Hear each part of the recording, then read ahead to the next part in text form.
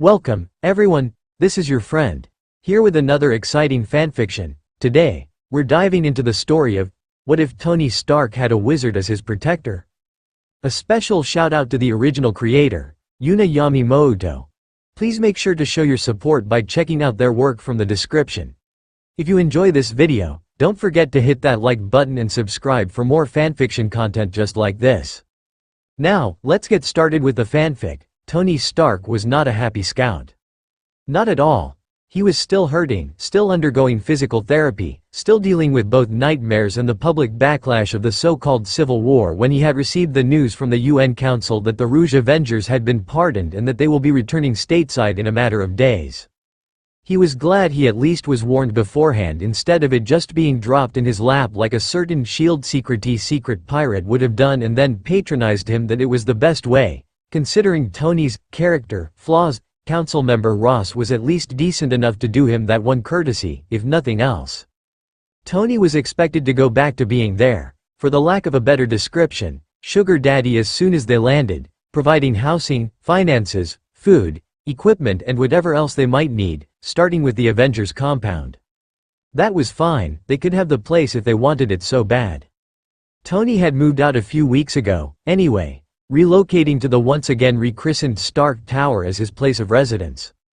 He was a well-known public figure and the only Avenger people still weren't afraid or distrusting of, since he had always been quite frank with them, especially after Afghanistan.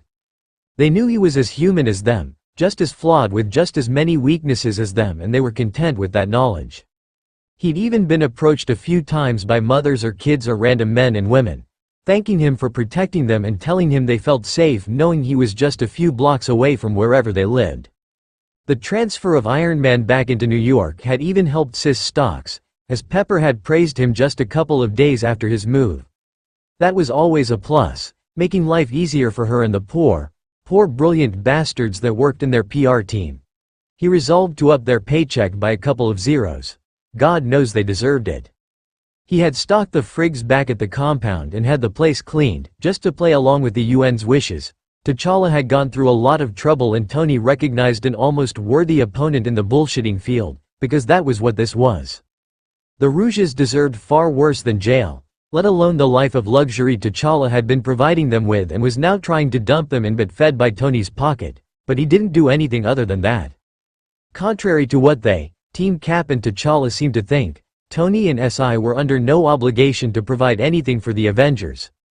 Not even when he had been a consultant for S.H.I.E.L.D. had Tony been under any sort of obligation to provide them with weapons and equipment. He had chosen to do so himself, thinking the Avengers initiative was an ideal worth standing behind. In the end, the Rouges were right. The Civil War was all Tony's fault. He had given them everything, protected them from the public and the government and the press alike, and that had led to them all but ignoring the consequences of their own actions. Their fight at the airport in Germany more than proved it, even if you do ignore the whole bringing bridges down on innocent civilians on the highway or the resisting arrest and assaulting policemen when they tried to take Bucky in. He should have left them to fight their own battles long ago. Let them see that the biggest threat out there was not some evil bad guy with an army or superpowers or even a murderous robot. It was the press and their words. It was the people they were defending, the public. Because if the public is unhappy, the heroes will not be heroes at all, as Team Cap was no doubt learning by now. They're criminals. Terrorists, even, in certain countries, and Tony is so done with defending them. Let them reap what they sow. Going against 117 nations tends to make one the bad guy. They thought they could pull a Tony Stark? That they could tell the politicians to fuck off because they won't share the most dangerous and advanced piece of tech this side of the Milky Way? They're obviously more stupid than he thought them to be. Iron Man was a patented SI, no Tony Stark idea, design and product. You can't take away a man's private property without needing to go to court about it, and as if SI and Tony himself didn't have a perfect legal department, Tony himself was a beast in the courtroom. Natasha might be a dangerous person to go up against, if she were to go around revealing her spy secrets and twisting words out of context, but Tony can play her game just as easily. But the point wasn't about courtrooms that the Rouges will never see because of T'Challa's influence, nor was it about even the housing and financial concerns. Those will be their concerns soon enough. Tony had done as much as was asked of him. Each one of them has $1,000 in their accounts, will have a roof over their heads, the standard gear, no more customized, specialized equipment for them, and a full fridge when they return. That's where Tony is done. If the UN or T'Challa tried to make him do more, he will put the full weight of Pepper and Sis legal department into it, and they better hope they're ready because 117 nations or not, Stark International is global and helping all 117 of those nations in various ways that they could not risk losing. No more Mr. Nice Guy. The only thing left to do for Tony is to escort them back to the compound and inform them of the new Accords copy waiting each one of them in their rooms, and that, should they ever want to be on the active roster again, they're going to need to sign it. Thankfully, he wouldn't have to be alone when he welcomes them back, or else he might just go into a panic attack. He doesn't want to be in the same room as Rogers, Barnes or the Scarlet Witch on his own ever again. Hell, he shudders just at the thought of being in one with Natasha. He should have known she would stab him in the back again, even if this time it, thankfully, wasn't literal like last time. And to add to his discomfort levels, Thor and Bruce. How the hell did those two meet up? Were also going to be coming back. Once upon a time, he would have gladly welcomed them both back, but Siberia had been a nasty eye-opener.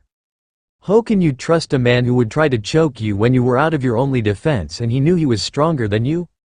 How are you supposed to call the man who fell asleep while you were pouring your soul out to him a friend if he had obviously not cared to listen for longer than 5 minutes?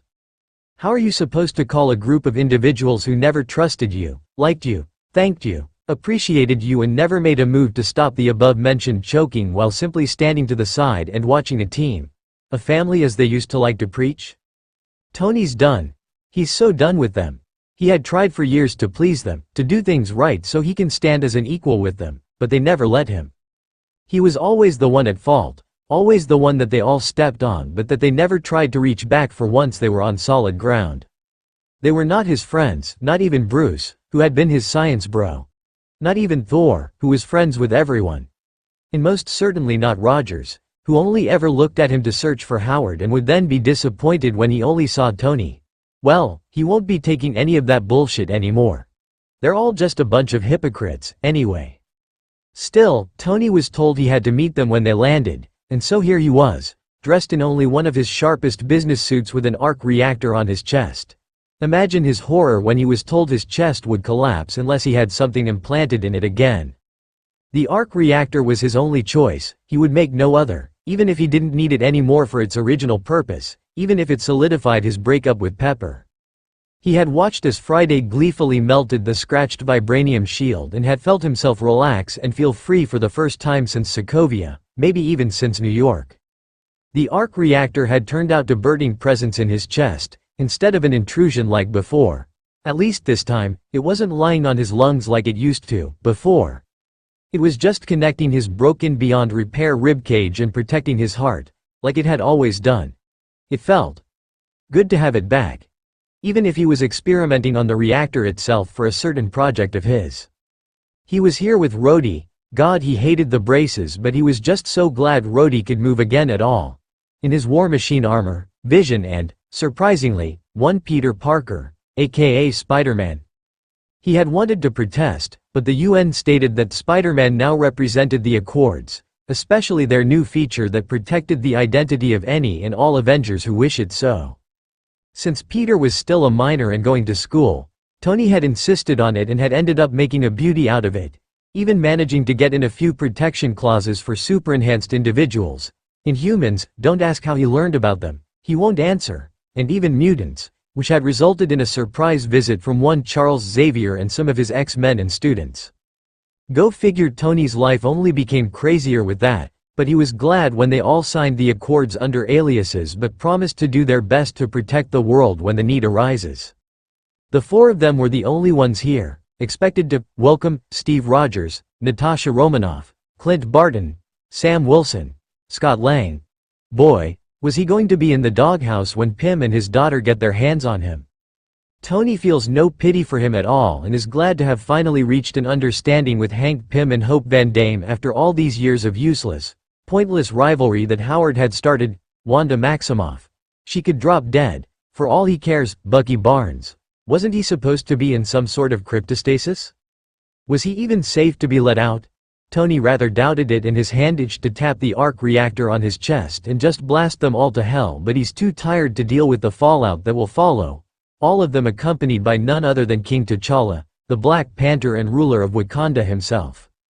Thor and Bruce are supposedly scheduled to arrive tomorrow, and then there was going to be a big reunion and meeting. He was, once again, required to attend, and just the thought of the bullshit that he'll have to listen to makes him want to grimace. But he won't allow the approaching group the satisfaction. Rogers and T'Challa were already striding purposefully towards where he stood, between Vision on one side and Rhodey on the other, Peter hanging upside down from one of the parked jets and flicking his eyes between his pseudo-mentor and the other half of the Avengers. They were a bit outnumbered if a fight should break out, but Tony had, as always, come prepared. Beside the experimental suit he has on hand, he had repaired the Iron Legion, and Gad left them in Friday's more than capable hands. They'll have support if they need it, and the whole thing was being broadcasted to the UN Council, so should the Rouges do anything, Tony will have a legitimate reason to leave them all back in the raft. He agrees Secretary Ross had been way out of line, but things were different now. The raft is apparently just where they belong, if they dare do something here and now.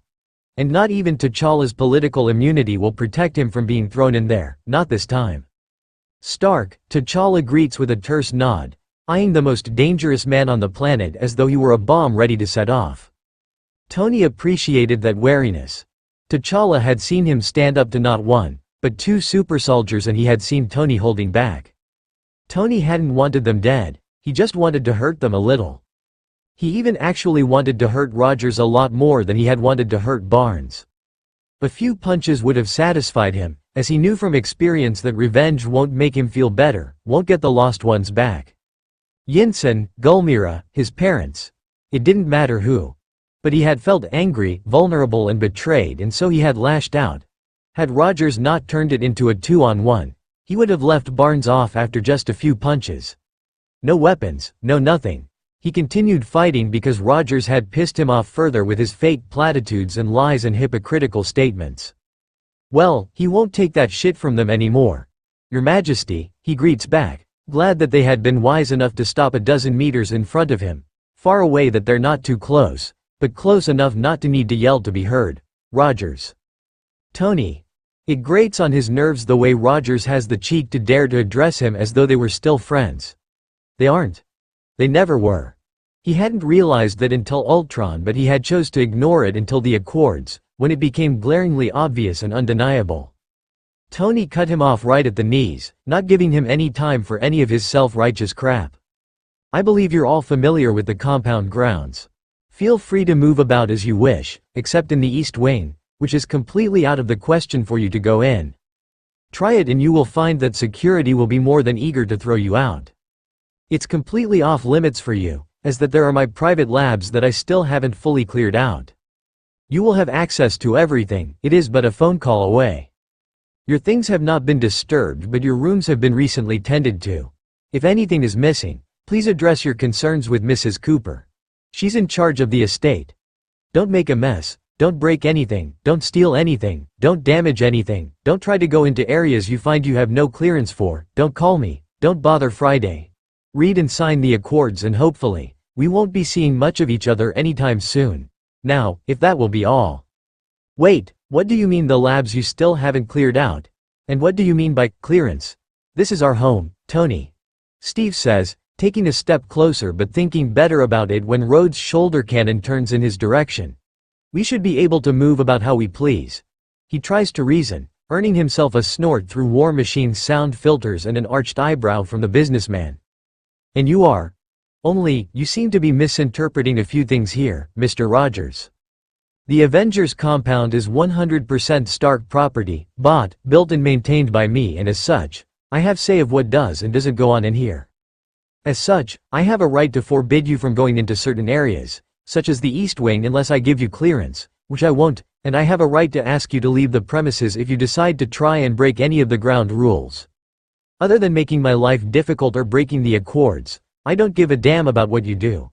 You'll have a liaison and you better hope he or she are good because, knowing you, you'll need a lot of consulting and help. I wish you the best of luck. God. You are such a brat, Stark, Barton snapped, stomping up to where T'Challa was smart enough to restrain him before he comes too close to the billionaire. Things don't go your way and suddenly you're taking all of your toys away, is that it? You're supposed to be a grown man, not some child throwing a tantrum. Tony just shrugged, unaffected. Your opinion of me matters very little, both to myself and to the rules that have been set. Break them and you'll face the consequences. You can't hide behind the great big kitty cat forever. Even kittens have to leave the nest at one point. You'll be on your own then and you better watch your step. Is that a threat? Wanda snarls, hands glowing red, and Tony feels Vision stepping closer to him. He wishes it didn't have to be this way, for the android's sake. Vision had loved Wanda, but what she had become had left the android shaken. Scared she might have been, yes, but she had not been overly concerned with the damage she had been causing. Vision now didn't know what to think of her, or of himself for an extent. Tony wishes he could help, could reach out to him and try to comfort him, but he didn't know how. Most days since the airport fight, Vision had stuck close to him. It must have been some sort of his own coping mechanism, so Tony had allowed it, and it hurt to hear the uncertainty in what had been Jarvis's voice. Vision did his best to hide it, but Tony knew every frequency that voice could hit better than Vision himself could. It pulled at his heartstrings that Vision was reverting to something a young Jarvis used to do, keeling Tony always in sight for need of reassurance. That had later developed into fondness and protectiveness on Jarvis's part, but that didn't seem to be the case for Vision. Viz was only still a kid, no matter how much he didn't look like it. People tend to forget that a little too often for Tony's liking. It's a fact and an advice. One wrong move and you'll find yourself in raft again. That was a threat. The temperamental witch snarled, more power seeping into her hands, but she didn't attack, yet. You didn't answer Steve's first question, Tony. Natasha, ever observant, ever the spy, caught on and came to stand on Roger's other side, eyes raking over Tony and trying to find any weaknesses. Her eyes stayed on his arc reactor and Tony enjoyed the confused frown that followed it but ignored the pointed look she gave him. As though he would tell her when or why he had it reimplanted in his chest. Why would your labs be cleared out? Because I don't live there anymore. Haven't for weeks, now, and I can't leave all my tech in such incapable, untrusting hands. That would be like giving a Jericho to the 10 Rings or something, and I tend to take back from, not give away my weapons to terrorists. We're not terrorists, Tony, Sam says with an amused huff, as though he thought Tony was kidding. He just gave him a flat stare. Tell that to the people you hurt or killed during the Civil War, and then you can say it to my face again. We didn't do anything wrong, Stark. Lang pipes in and the engineer just rolls his eyes. You were already in a boatload of trouble when Hank and Hope get their hands on you for stealing the suit. He groans at the gaping expression Lang shots his way. What? Did you seriously think Pym will be swell with all of this? He waves a hand between the two sides to indicate the fight that had already once happened. I don't think so. In fact, he tore me a new one for not bringing you in, taking the suit and leaving you to rot in raft. Be grateful that Miss Van Dame seems to think you didn't have any idea what you were getting into. I agree, now that we're talking face to face. You seem like a star-eyed idiot, and that you were relatively harmless. My advice to you? Save your breath so you can grovel at her feet later when you don't end up being declared a national enemy. Although whether you get the Ant-Man suit ever again is up to Hank. Somehow I don't think you'll be shrinking the responsibility and consequences anytime soon. So that's your angle, Tony? Divide and conquer? I thought you'd think up something a bit more original? Not that this is that, but yes, ancient tactics are always the best ones, Romanoff. He shoots back immediately. They had lesser technology but not lesser intellect. You could learn something from them. Maybe starting with the definition of loyalty. You're the one who knows nothing about loyalty, Stark. Clint jumps in, defending his partner. Tony just sighs and shakes his head. This is tiring. You guys are simply not worth the headache. He holed up a palm when they start to protest and was surprised when they actually shut up for a second. There will be a meeting in 2 days. Make a list and complain about it then. Now, if you'll excuse me, I have better things to do than waste my breath on people who won't listen. He starts to turn around so he can walk away, ignoring Roger's, not so fast, Tony. We haven't finished this conversation. When there was a strange sound, something between cracking glass and crackling of electricity, and he whips around to see what is going on, only for something red to barge into him, knocking him over, followed by an explosion of sorts, two arguing voices and the confused yelling of his team and the Rouges. Then all hell breaks loose and their lives are turned upside down. Tony yelps when the red thing that had barreled into him suddenly starts dragging him away, further from the commotion that he can't see due to said red thing and away from his friends. He tries not to panic, but it's very hard. The only thing stopping him from activating his suit was the fact that the red cloth was not smothering him and seemed to be relatively gentle as it took him out of harm's way. Spider-Man, go after Tony. He heard Rhodey order, but it was then that the red cloth thing stopped dragging him away and instead unwound from around him and stood in front of him like a wall. When he finally got a good look at it, he saw that it was a deep red cape, cloak thingamabob without a set of shoulders to rest on, just floating there in front of him as if for protection. Tony found it sad that magically floating clothing no longer surprised or shocked him, and instead he craned his neck to see around it.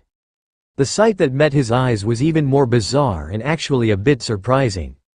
There were two oddly dressed men standing right in the middle ground of where there had been a gap between the two superhero teams, facing off as though in some Western movie. Or, more appropriately, in some Chinese martial arts movie, what with the poses they had half taken up. Half casual, half ready to spring into action at the slightest hint of hostile movement. One man was dressed in some strange green robes, weird boots, and had a weird short staff in his hand, skin almost as dark as Rhodey's or Sam's with a hood over his head. There was a distinctively malicious, hostile, almost crazed air around him, and Tony was willing to bet he was some sort of bad guy, which, in turn, would make the other guy the good guy. He hoped, at least. The last thing he needs right now is two bad guys facing off in his private airport and wrecking a dozen or so jets. Pepper will have his head if they have to replace her favorite plane that offers massages during business flights, a jacuzzi and an actual bed and work desk. He'd rather go through New York, Sokovia and Siberia all at once than face her wrath after that. When he looked at the other guy, Tony was struck with a strange feeling of déjà vu. The man looked somewhat familiar, like he'd seen his face before, although he couldn't remember from where. He was dressed in similarly styled robes like the other man, only his were blue and looked better cared for. A perfectionist, Tony's brain suggested. That or an obsessive-compulsive person, at least to some degree. He was pale-skinned with dark hair except for a few slicked back strands that were practically silver, and he had a goatee that was almost a perfect replica of Tony's own. Definitely a perfectionist, then. Tony should know. He trims his own goatee himself just to make sure it's just right. The blue man wears no hood or weird boots, although he does look like he had just stepped out of some hippie Buddhist shrine or something. Tony finds his eyes drawn to the strange necklace he wears, though. He can't make out the details of it, but something calls to him when he sees it and he can't understand why. He's never seen anything remotely resembling it in his life before, and yet he finds himself thinking, it's important. It looked sort of like an eye made of some strange almost gold-colored material. For some reason, he thinks the red cloak is with this guy. The tension is so thick in the air that you could cut it with Cap's shield, if it had still been in that form, that is. No one made a move, no one uttered a sound, but no one relaxed, either. Tony soon found Spider-Man assisting him to his feet with the cloak, doing some faceless gesture like it was looking over its shoulder at them suspiciously. Well, at Peter to be precise. The teenage was pressed close to Tony, tense, unsure of what to do and seeking guidance, not comfort, from his hero and mentor. Rhodey had his weapons fired up, aiming at the Rouges his shoulder cannon, while one repulsor each was reserved for the two strangers, just as baffled as to what to do as Peter was. Vision was tense, looking ready to blast them with the Mind Stone in his forehead at any minute. The Rouges were all in much the same state, Natasha pointing her guns at the blue man with Clint pointing two knocked arrows at the green one. Helpless without the red wings Tony had called back, Wilson had to rely on guns, just like Barnes, who looked halfway into Winter Soldier mode, confirming Tony's fears that he shouldn't have been let out of whatever stasis they had placed him in. Scott had a hand on the belt of his suit, unsure as to what to do just yet, while Wanda and Steve had moved as if to cover each other's and T'Challa's back, but the king didn't seem nearly as interested in returning the favor as they were. The two men were just staring at each other, as if any sort of movement might somehow bright about the end of this. Whatever this was. Tense moments ticked by and Stark wondered just what the hell was going on and if he should interfere, since no one seemed to be keen on doing anything at all. When, finally, the blue-dressed man spoke. "It doesn't have to be like this, Mouto," he told the other man in a deep, smooth, pleasant voice, his tone speaking of a well-masked desperation of a man trying to appeal to a dear person. "If you don't wish to return to the order, at least just walk away. Don't do this. Don't punish the Ancient One by turning into him. He was a student, just like anyone else was." The green-dressed man, Mouto, said with a calm sort of sneer. There could be dozens of those like him, all over the world. All those whom she had taught could become just as corrupted without their training complete. With each one that you seal the powers of, there is a new person left for dead until someone finds them and helps them. That drew Tony's attention, as it did everyone else's, to the still unnamed man. "You have killed 3 people already by extracting their powers. How many more will have to fall to the same fate until you are satisfied, Mouto? How many more?" There are a few twitches at the sudden raised tone, but thankfully still no battle or gunfire. "Until there are none left but the ones who use their powers for the right reasons, Stephen." Mouto replies with an almost deranged, peaceful-looking smile. "This power we gave them was not meant to be used for selfish purposes. It was meant for protecting the multiverse. And every person who uses it for anything else will be relieved of their power. The Ancient One gave them all a choice." The blue stranger, Stephen, replied between grit teeth. "A foolish choice," Mouto says immediately. "There are too many who use this power on this world, Stephen. Those who use it for the right reasons will be stronger once there are not so many draining the reserves of energy for selfish reasons. And everything will once again be in balance." "That's not up for you to decide," the other answered heatedly. "Stop this foolishness now, or I will be forced to stop you." Mouto snorted, grip tightening on the staff-like thing he was holding. "You might have become a master of the mystic arts and the sorcerer supreme extremely young, but I had a hand in your training. I know what you can do and what to expect." Parts of the staff glowed and suddenly, the thing grew longer. "You are no match for me, Stephen. Just let me do my job. It's your fault that the balance has been disturbed by playing around with the Eye of Agamotto. You should just step aside and let me clean up your mess." "You know I can't do that," the so-called Sorcerer Supreme says, a mixture of sadness and determination. "Your target is a civilian in every sense of the word. He's unarmed and means you no harm. If you do this, if you attack him, you will be breaking numerous rules, the first coming to mind our oath to protect Earth and its people and the rule about keeping to the shadows. I think that the time for that has long since come to pass, Stephen. Now please." The staff suddenly becomes almost fluid in movement, like a whip in the dark-skinned man's hand. Its glow light, as if through seams, as it grows and snaps just like a whip when Mouto threateningly demonstrates it, almost in challenge. "Move out of the way. I'm afraid you will have to go through me first." With that, Mouto lunges for an attack that Stephen repels with 2 glowing golden energy shields that come seemingly out of nowhere, appearing in front of each fist. Mouto attacks again and is this time met by an energy whip the same glowing gold color as the shields, crackling with energy as the 2 weapons collide, wrapping around each other. When Mord goes to tug at it, Stephen releases it and lets the other man stumble backwards while he makes some strange hand movements and a freaking portal opens right then and there. Some purplish lighting striking out of it and at the green-dressed man, who repels the blast with a big energy shield he makes out of thin air with a few hand gestures himself. The lightning bounces off of the shield loudly, Tony realizing too late that it was heading for him, the cloak and Peter, but a golden energy wraps around it and directs it back at Mouto again. Another portal opens and the dangerous lightning is gone. Mouto retaliates by slamming into the ground with some of the strange energy glowing like bracelets around his wrist and forearm, causing something a lot like an earthquake, knocking most of the Avengers down to the ground, but not Stephen, who sends a wave of his own energy back, knocking Mouto a few more steps back. Stephen makes a few more hand gestures and there's again the sound of glass cracking as something shimmering is directed at Mouto, who only jumps and starts hopping on air as his boots start glowing. He shortens his pole so it's the length of a sword and meets Stephen's newly formed energy saber head-on, orange and gold sparks flying where the 2 weapons meet. "You've improved," Mouto says with effort as they push against each other. To be expected. You always showed an obvious talent for the mystic arts. With the former Sorcerer Supreme gone and you being her last and most gifted student, the masters must have been running over themselves to teach you everything they know so they can saddle you with her hypocritical title.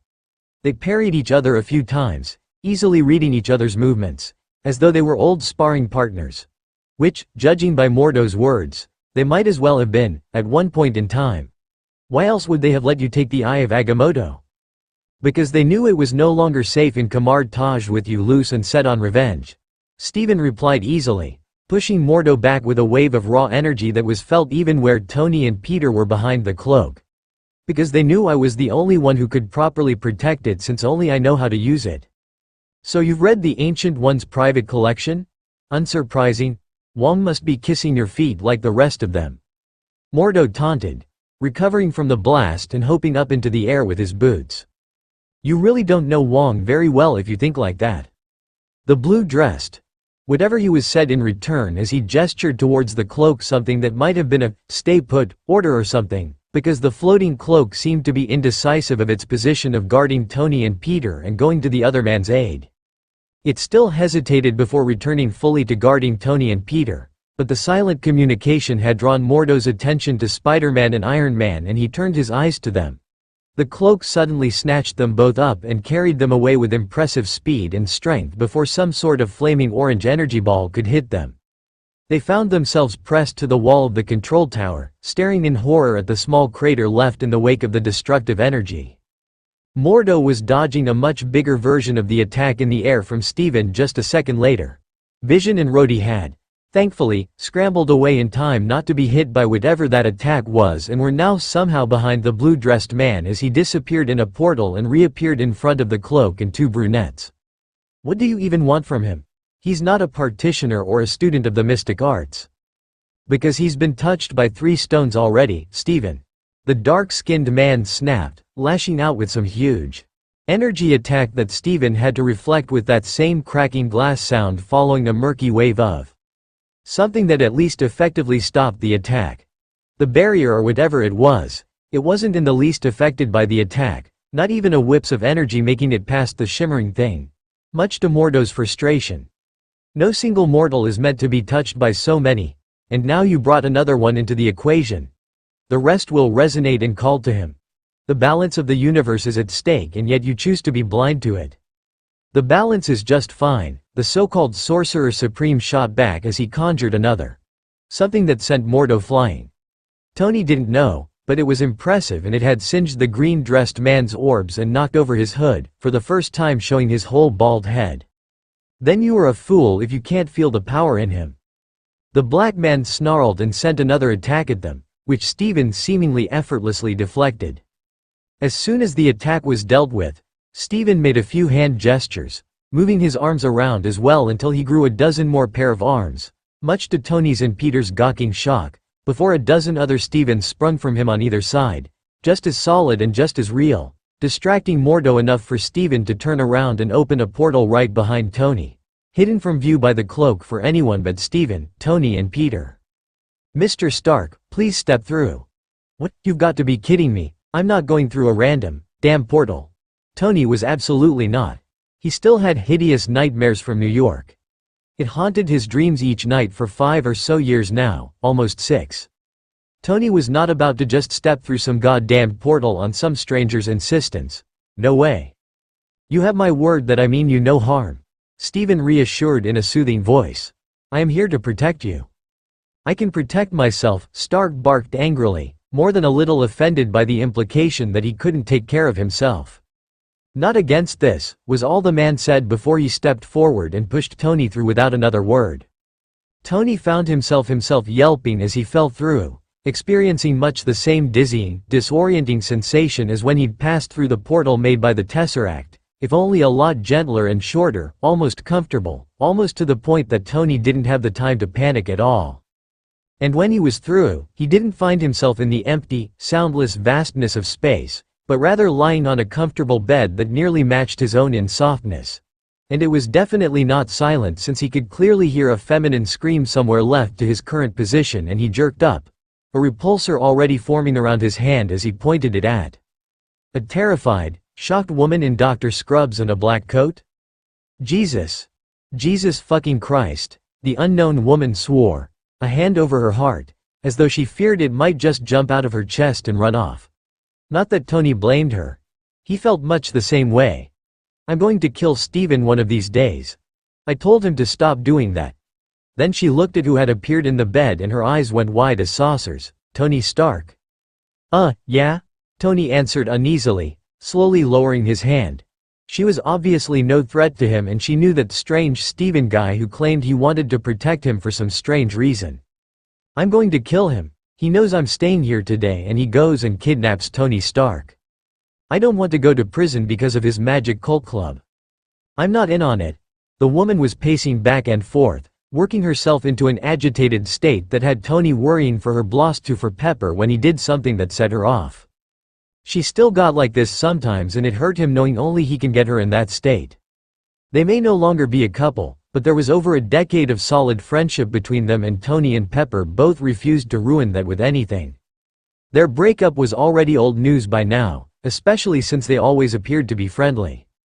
There was nothing to make a scandal, no fights, no arguments, no slights or trying to destroy each other's career. She was still his CEO and he was still the owner, head of R&D and the face of the company. They worked. This woman, right now, though, reminded Tony of Pepper after she found out just what the hell happened in Siberia and why he was suddenly reinstalling the arc reactor in his chest. She couldn't return to worrying about him as a lover, because she was sure her heart will fail her one day, but she could always rage as a best friend. He wondered if this was something similar. He wasn't the best people person, but he thought it was something similar. It's okay. Miss Palmer. Dr. Christine Palmer. The woman, Christine, answered with a sigh, running a hand over her tired eyes. I just wanted to rest. He said I could come to the flat whenever but I guess he decided to drop a bomb on me. No offense, Dr. Stark. None taken, he replied easily, although he was intrigued. Rarely anyone called him doctor, despite the many diplomas in various fields he had. He'd actually added a few more since the last social elite party that he'd been to. He's an engineer, probably the best in the world, as his many inventions might suggest, but he would never had been able to make any of the things he's been making over the years without doing some adequate study in each of the fields in any way connected to his current project. Thus the diplomas kind of piled up and Tony stopped counting them when they reached double digits. Pepper counts them, as they're good for publicity and all that crap. That still doesn't mean other people call him doctor, mostly because people assume that only medical doctors deserve the title.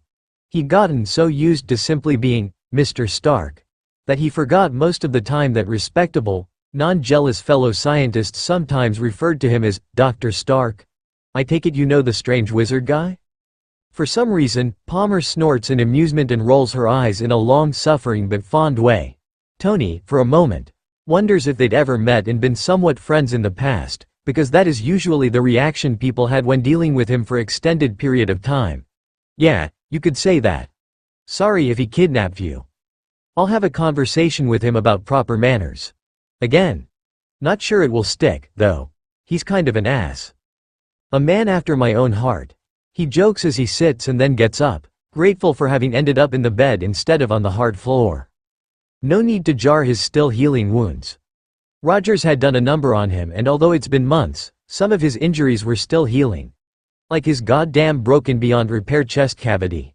He wasn't sure even extremists could heal it, should he decide to risk further exposure to it.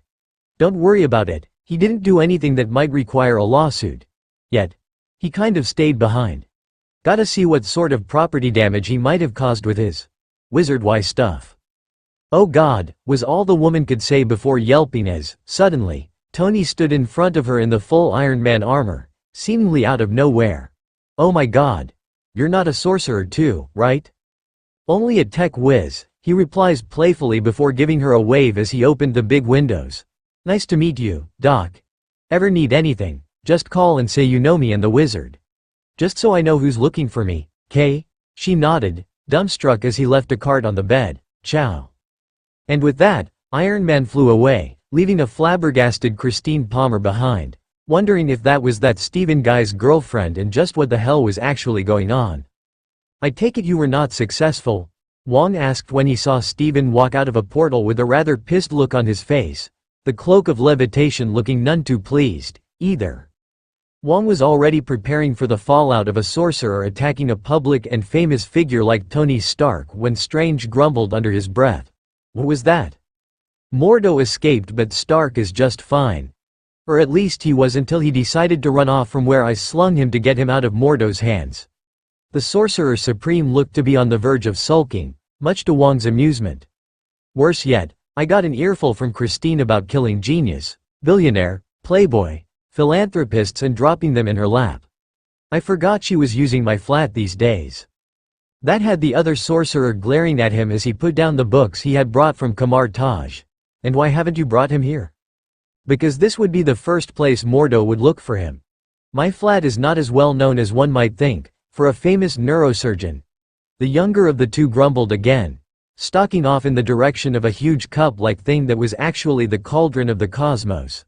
Christine confirmed he was fine and that he won't be pressing charges. That's what has you worried?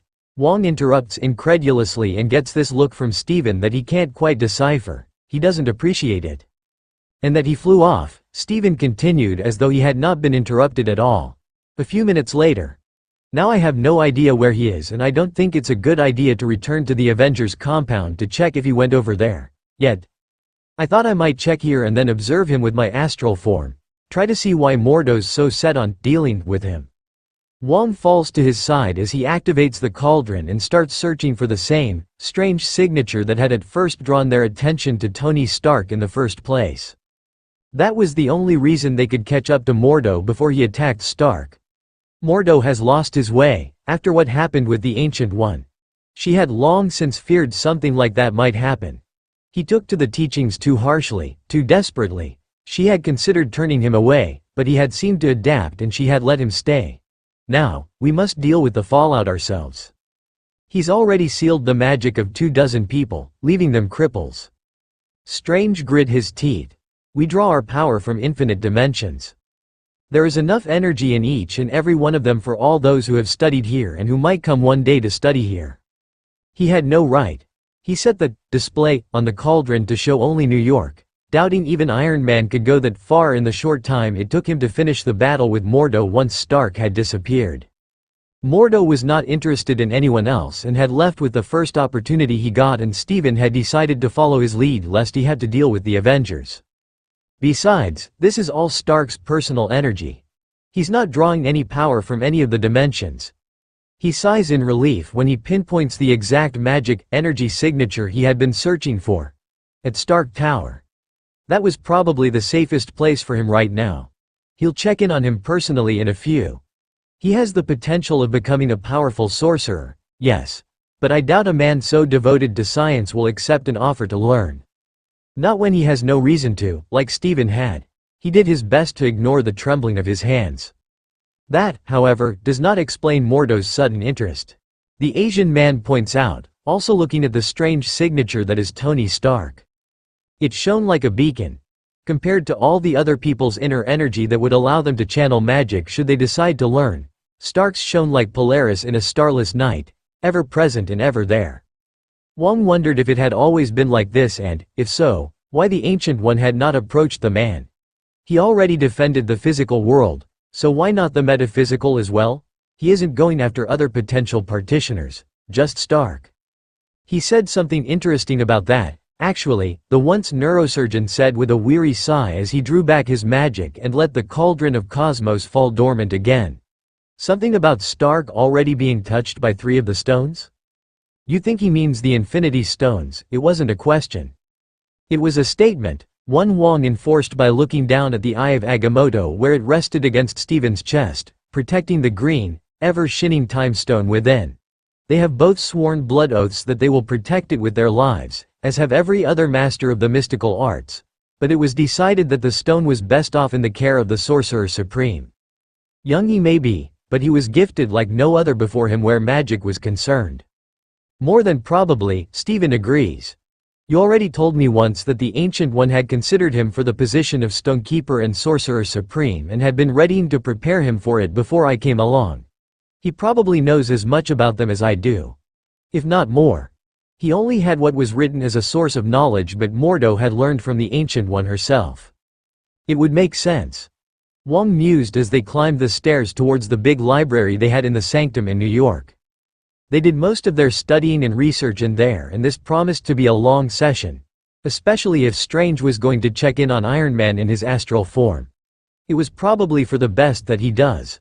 Who knows when Mouto will try again. The portal above New York was definitely not made the same way our portals are. It had a similar signature to the Time Stone, so that must be the Space Stone. And the Mind Stone is in one of his teammates, that Vision guy. But what about the third one he mentioned? The blue-dressed sorcerer asked as he entered the library with a dramatic sweep of the cloak of levitation that had Steven cracking a fond smile. He had such weird friends these days. Not that he'd ever change them. He was just sorrowful that Mouto had stopped being one of them. The only other stones that I know of making an appearance on Earth was the Reality Stone within the ether, but that thing was released on London. Stark's a busy man. We don't know whether he'd been there at the time or not. If I remember correctly, not all of his suits of armor can come to him on their own. Wang was, of course, referring to the fact that Iron Man had not been reported at the scene. Nor had anyone said anything about Tony Stark being in England.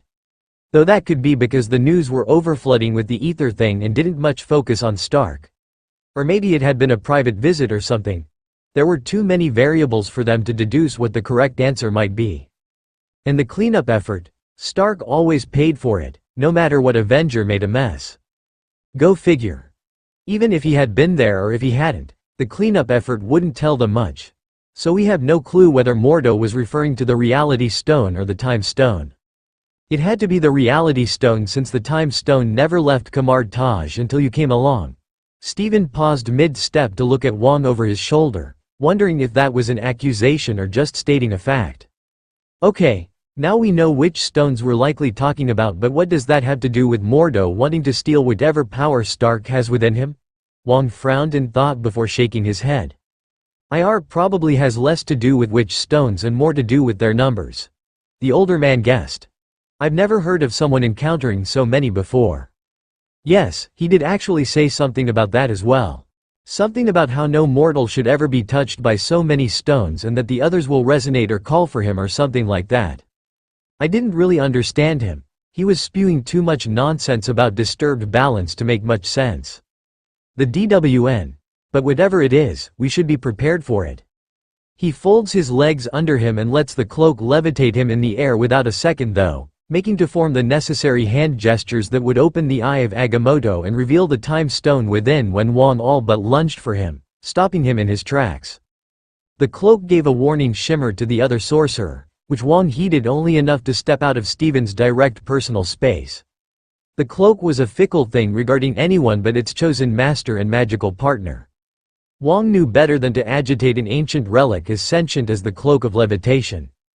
That did not mean that he will back down in front of it when he had something to say. What do you think you're doing? No, he interrupted before Steven could open his mouth to respond. No, you are not going to use the Time Stone to do anything. We are supposed to protect the multiverse and its balance, not endanger it by playing around with that stone. We need to know what's going on, Wang. Strange countered just as easily. Something bigger than this. He gestured vaguely around the sanctum. Is at stake here. Something that leaves a bad taste in my mouth, and it's been there ever since I touched Stark. What if he does something with the stones? What if something else comes for them? We need to know. Messing with the future is never a smart idea, Steven. Which is why I won't go to the future, or even view it as a whole. I'll just take a glimpse. Search for a connection between Tony Stark and the Infinity Stones. Wang looked no less unpleased than he had a moment before. What if it's something terrible? Something terrible that we can prevent? Our job is to protect the multiverse. Is this not protecting it as well? I am not as inflexible towards the rules as Mouto is, Wang replied with a sigh and a shake of his head. I understand the intention behind your suggestion. But more often than not, trying to prevent a certain thing from happening usually leads to exactly that thing happening. And even if you do prevent it, it may just lead to something worse. And if it doesn't, Wang shot him a long, scrutinizing look. Men easily fall for power. It has been the downfall of many. What says you won't be seduced by the power to potentially change fate and use it all the time? You could very easily rip apart the very fabric of time, Stephen. How am I supposed to let you do anything with that stone while I know how easily it may corrupt you? Stephen stayed silent for a long moment before looking Wang directly in the eyes. I guess you'll just have to trust me, Wang. That's a high order in this situation. They shared a wry smile that was answer enough for the both of them. Wang sighed and paced around the room for a few minutes, mulling it over while Stephen just watched him. Wang knew Stephen was probably right. Probably. There could be something far worse going on here that Mouto was trying to deal with on his own, and it somehow revolved around none other than Tony Stark and the Infinity Stones. Stark was a reckless man. He could have easily, accidentally or purposefully, it didn't matter, gotten into some sort of trouble while messing with the Infinity Stone at his disposal. Or something or someone might be coming for the stones and Stark was in some other way involved, either fighting or assisting the foreign entity that might want them. Or maybe he wants them all for himself so he can do whatever real evil geniuses do with infinite power. And this would be their only warning. No matter how risky this was, letting the time stone fall into anyone's hands besides the ones who swore to protect it was far worse. The Asian man sighed tiredly and nodded at Stephen. Fine. I'll trust you know what you're doing, but take only glimpses. Knowing the future is a dangerous thing. We don't need Mouto coming after your ass, too, if he somehow finds out you're messing with that thing. Got it. Stephen said with a small smile at his friend for showing him such trust and faith. What he was asking for was a tall order any day, let alone now, when another friend was mercilessly sealing other people's powers and hunting down famous superheroes, and an unknown threat regarding the time stone and said famous superhero were somehow dragged into what used to be a simple mess. Now it was all beyond tangled and Strange didn't know what to make of it all. Hopefully, this will help, as dangerous as it was. Wish me luck. Just don't screw time over, was all Wang said, and Stephen snorted before closing his eyes and concentrating, doing the necessary hand gestures to open the eye of Agamotto and let the time stone's green light wash over them both and the library at large. He connected his mind to the time stone and let it take the lead after he implanted a suggestion of what he would like to see, just like he had read in the book of Cagliostro. It was surprisingly easy to do, despite it all being considered a higher, more complicated form of magic. He guessed he just had a knack for it. The images came soon enough, the time stone answering to his call. He was surprised to find himself in the relatively close future, if the looks of him, Wang and Stark are anything to go by. They were standing in a street not far away from the sanctum, facing off two alien-looking figures that didn't seem friendly at all with a stranger on their own side. He saw a glimpse of the other 5 Infinity Stones floating in front of a serious-looking Tony as the stranger desperately told him something, pleading with him. He saw him and Stark and some teenage boy standing in front of a strange window of sorts, deep outer space just beyond the glass, millions of stars, constellations and galaxies making them look dramatic and ethereal. Then they were on some strange plane that Stephen could not recognize but would guess to be another planet, the teenage boy and a group of 4 others thrown about like discarded toys, half-conscious. Stephen himself was down and panting hard. Only Stark was still fighting, taking on a purple giant with a ferocity most of the universe would envy him for. A drop of dark blood, a sword going through Stark. A golden gauntlet patting the man's head gently, as though in reassurance before the light of 4 Infinity Stones was directed at the injured man. Stop. Stephen was surprised to hear his own voice call out. Spare his life and I will give you the stone. No tricks, wizard. An unfamiliar voice that sounded neither threatening nor mad sent shivers down his spine regardless, and he watched, confused, as he summoned the stone and gave it to the giant, ignoring Stark's strangled, "Don't. Why did you do that?" the billionaire asks when the giant is gone. We're in the endgame, now. Tony, he finds himself calling to the man sometime later, as he feels himself slipping away to turn into dust. There was no other way. A world of orange light and orange skies with an orange sun and orange clouds and water. People, all around him. Confused. Helpless. Resigned. Millions, billions, trillions of people, all around him, none there by choice. Half of the universe. Something whispers in his mind. The cloak is not with him. Perhaps it could no follow here. He backtracks, panicked. He goes back to the planet his mind calls Titan. Back to before the fight. He's sitting there, meditating while connected to the time stone, watching the futures. He can see them now as well, all 14,605,000 of them.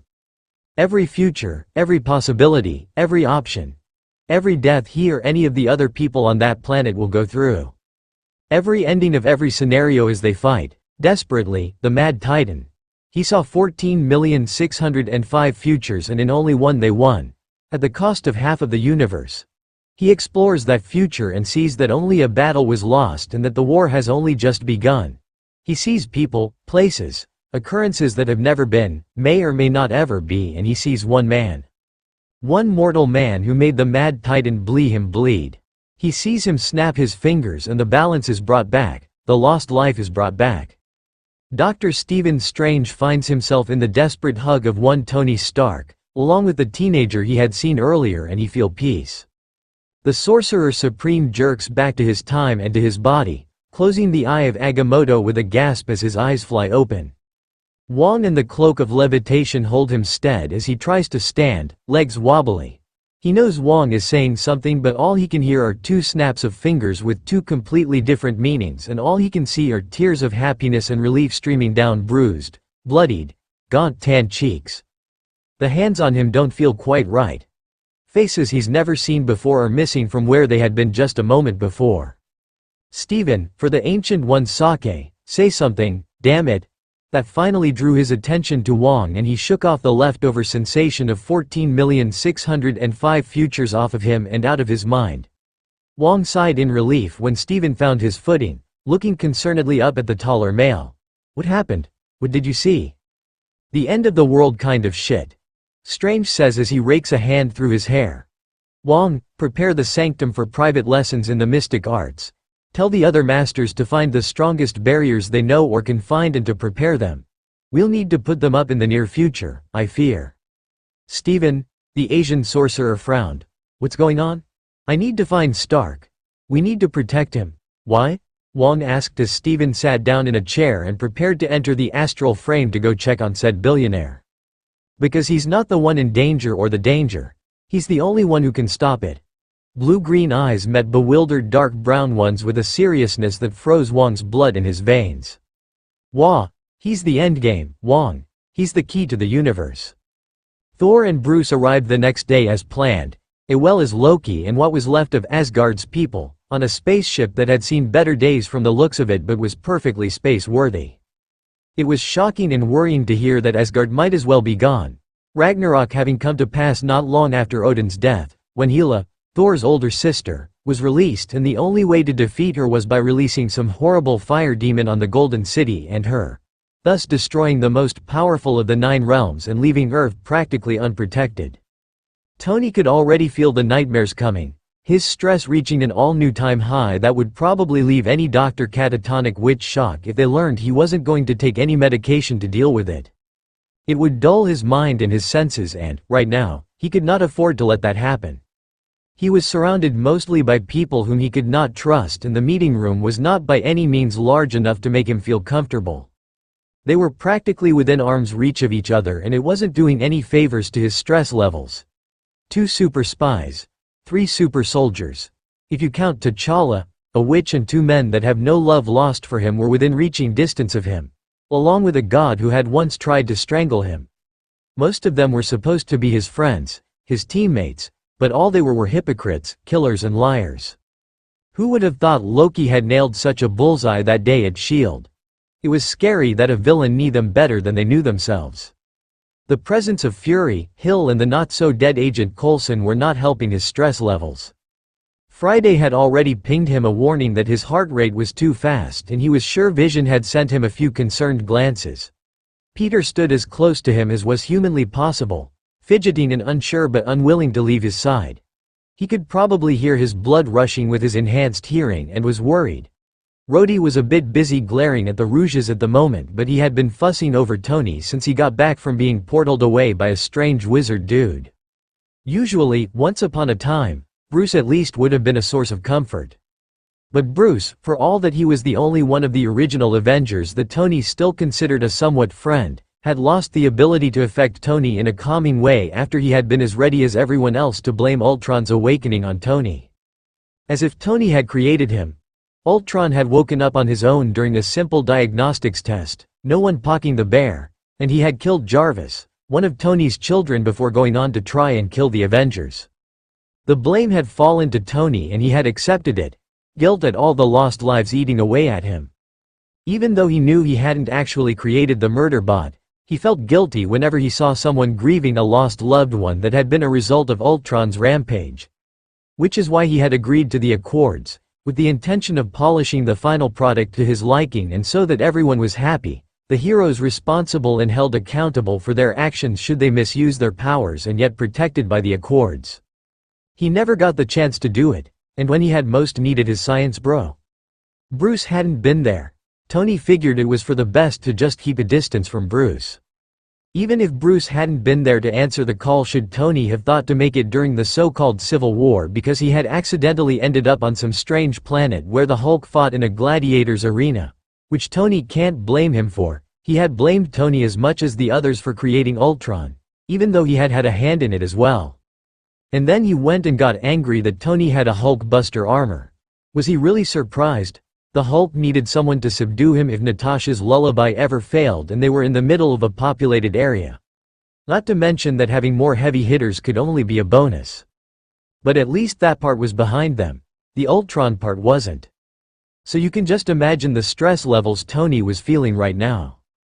Especially after what happened between the two wizards just after Tony had dropped the bomb on them that he ain't be their sugar daddy anymore. He wanted desperately to be anywhere but here. Hell, he'll take that damned cave in Afghanistan over being here. He had at least had Yinsen back then, a man he knew for all of 3 months and who had become an impossibly dear friend to Tony. At least he had known where he stood with Raza and the 10 Rings from the start. S.H.I.E.L.D., the Avengers, even the UN Council.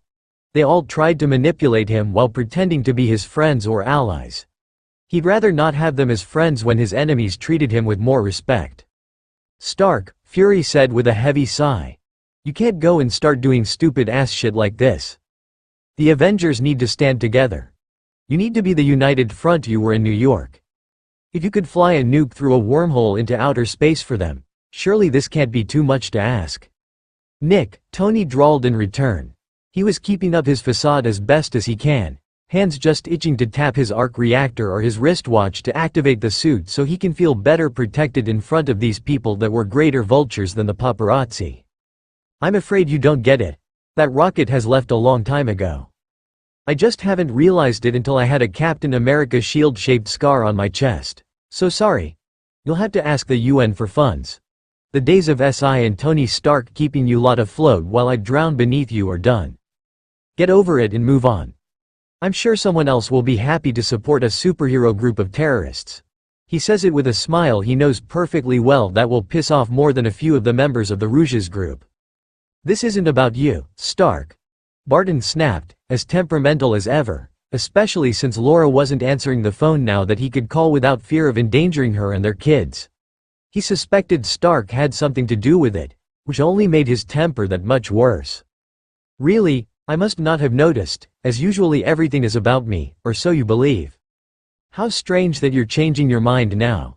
He shook his head, as if mystified, knowing it will only piss Barton off more. Is there anything else you'd like to discuss other than the fact that you won't be feeding and living off of my account anymore? And don't even try to give me that togetherness crap because I'm not changing my mind about staying at Stark Tower. And don't even think of suggesting you guys move right back in. He said with a glare at Cap, who had opened his mouth to no doubt suggest just that. Or coming for a visit or whatever shit was about to come out of your mouth. You have more than you need or deserve at the compound. Every other Stark property is off limits. Try and break in. Pepper will be on you like a mother bear on a threat to her cub. Believe me, I would know. She threatened me to not even contemplate a situation like that long ago. Not that I would. Those bridges have been burned down even beyond my ability to fix. Think about how this is going to affect the team, Tony, Natasha implores, doing that whole intro into a monologue about his ego or trying to play on his guilt, like she'd been doing for years. How had he not noticed the emotional manipulation before? He knew the answer. He was just so desperate to pull ahead of his demons, to do something good, that he had ended up making these monsters that didn't care about who got hurt as long as they were fine.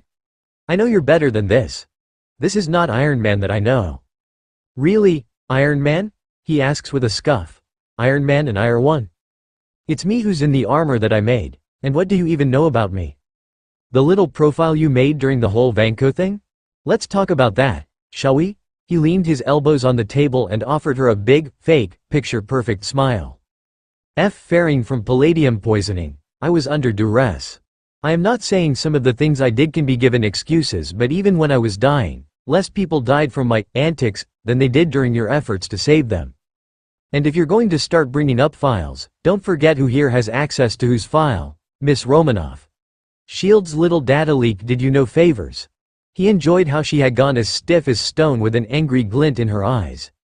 And for the first time, Tony felt no fear for her skills and all the countless ways she could kill him. How has this happened to us, my S.H.I.E.L.D. brothers? Thor asked tiredly, looking a lot more world-weary than the last time they had seen him. Perhaps even a little wiser. It was hard to tell, at the moment. If even I and Loki have managed to settle our differences and return to how we were before, then surely the same could happen for our team. Not so fast, Point Break. Tony cut in before Thor could say anything else. As was usual, Thor looked at Tony with confusion. It was interesting to see how Asgardians didn't seem to understand him at all, for all that they were an ancient people that had seen it all. The reason you and Reindeer Games made up is because there was some actual love, trust and respect between you, none of which has ever been shared equally in this team. Therefore, this was never a true team. Ergo, there's not much to fix, if anything. How are we to fight together if we can't trust each other? He pointed at the Rouges. Might trust each other and we. He pointed between himself, Peter, Rhodey and Vision. Might trust each other. But do we trust them and do they trust us? Why would we trust you, Stark? Wanda snapped. You only care about yourself and no one else. You threw us in the raft and you created Ultron. And you, of your own free will, were first an eager Hydra agent and then a gleeful helper of Ultron. I'm sorry, but I don't tend to negotiate with terrorists. Ask the 10 Rings for references. He retorts with a snort before shaking his head and looking Thor in the eye. Wasn't one pirate enough? And Thor looked so strange without his long hair. Not that this didn't suit him, too, it was just weird. See what I mean? You can't expect us to work together. Which is why I asked the UN to allow us to have 2 teams.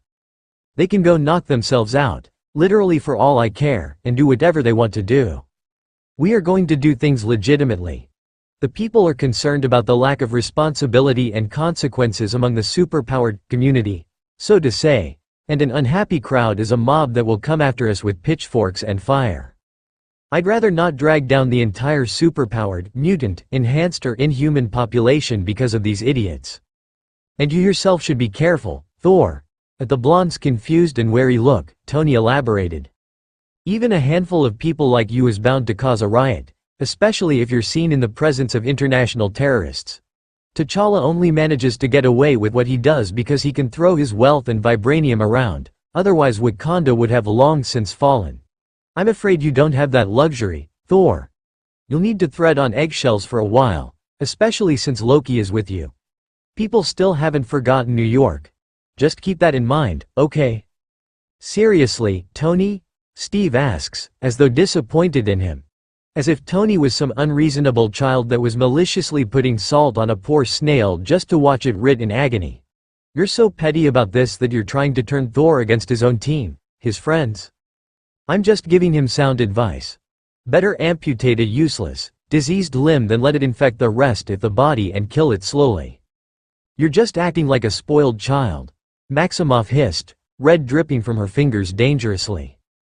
You would know. Unfortunately, Bruce cut in before the repeat of Germany could happen within the not nearly big enough meeting room. Tony is right. He turns to Thor with an apologetic smile. You're probably going to need to be very careful about what you say and do for quite a while. People may know you, but they also know Loki, and this will not be an easy transaction for you and your people. It's a miracle they allowed you asylum in Norway at all. Tony looks away, hoping they don't realize why. Thor and Loki both once nearly strangling him doesn't mean he won't help what's left of a practically dying people. They didn't deserve to be judged by their prince's actions. I shall do my best to respect all the political customs of Midgard, Thor said with a determined nod, some of his gained wisdom showing. He was dead set on doing anything to protect his people. Earth, Tony corrects, looking back over to him. You need to start calling it Earth. I advise you get a consultant or a lawyer. I can recommend a few and you decide, and to let your brother do more of the negotiations.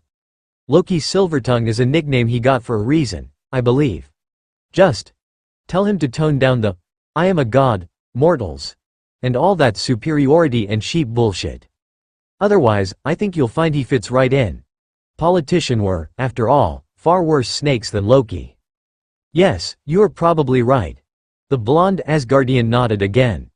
Thank you, friend Stark, for your wise advice. I shall take it to heart. Where may I get these consultants? I'm gonna take it you still don't have a phone or a computer? Why would I need that? The infinite beer wizard asked me the same thing when I asked him why he hadn't informed me about my father's whereabouts on Earth. I have an electronic mail. Darcy made it for me. Tony went to facepalm, but a single word in Thor's response resonated in his rather tired mind. He hadn't slept since the night before he was supposed to welcome the Rouges back, and even before then it had been restless. Nightmares plaguing his nights. All sorts of mixed events that would not leave his mind. The word wizard was glaring at him and he could tell that the others had honed in on it, too. Fury was pretending to look confused, but Tony knew better. He knew something, which meant Coulson and Hill knew something about a certain wizard Steven that Tony had briefly met. At least he thinks it might be him. Something in him was certain it was him. But he couldn't focus on that now. Right, Asgardians in Norway. Consultants. Fun. I will get you one and prepare a file about the consultants and lawyers I'd recommend. You can take any of them or take someone else on. Just tell them to put the bill on Stark International's account and Pepper will deal with everything else. They'll act as your PR team for now. I would also suggest you read the accords and see whether you want to sign it or not. Now, if none of you mind, if that's all, I'll be taking my leave. We have not finished our discussion yet, Stark. Fury called after him as Tony stood up and stretched, moving towards the door.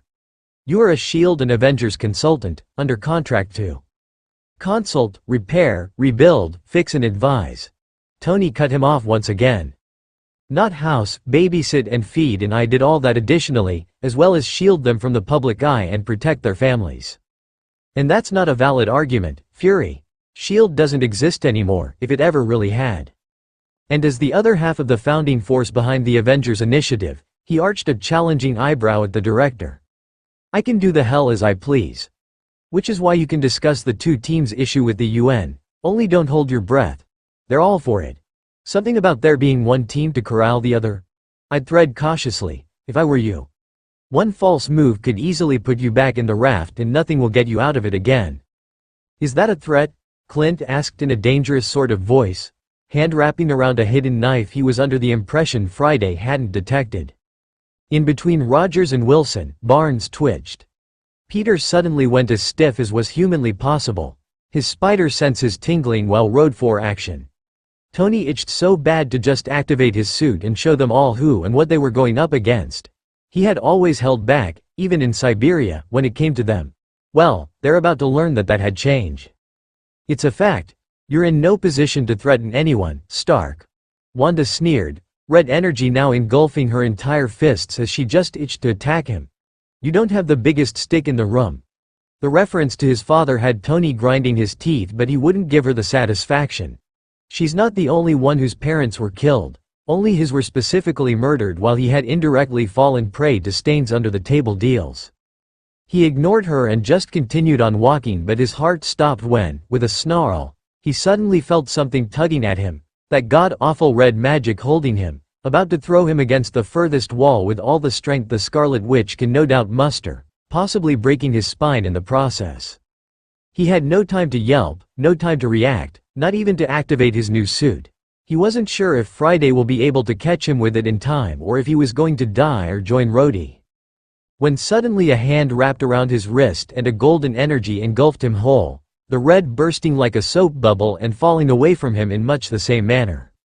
He felt himself being pulled in the opposite direction and he braced himself for impact, whether with the wall or with the floor. But instead all he hit against was a strong, blue-robed chest and a steadying hand on his left hip while something slithered around the small of his back to further steady him.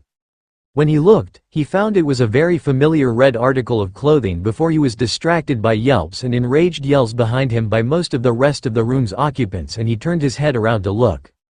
At the end of a long, blue-clad arm was a scarred hand which had some strange glowing mandalas around and in front of it, from which a multitude of gold energy chains had appeared and wrapped around the Rouges. Fury, Coulson, Hill and two were threatening Thor and Bruce.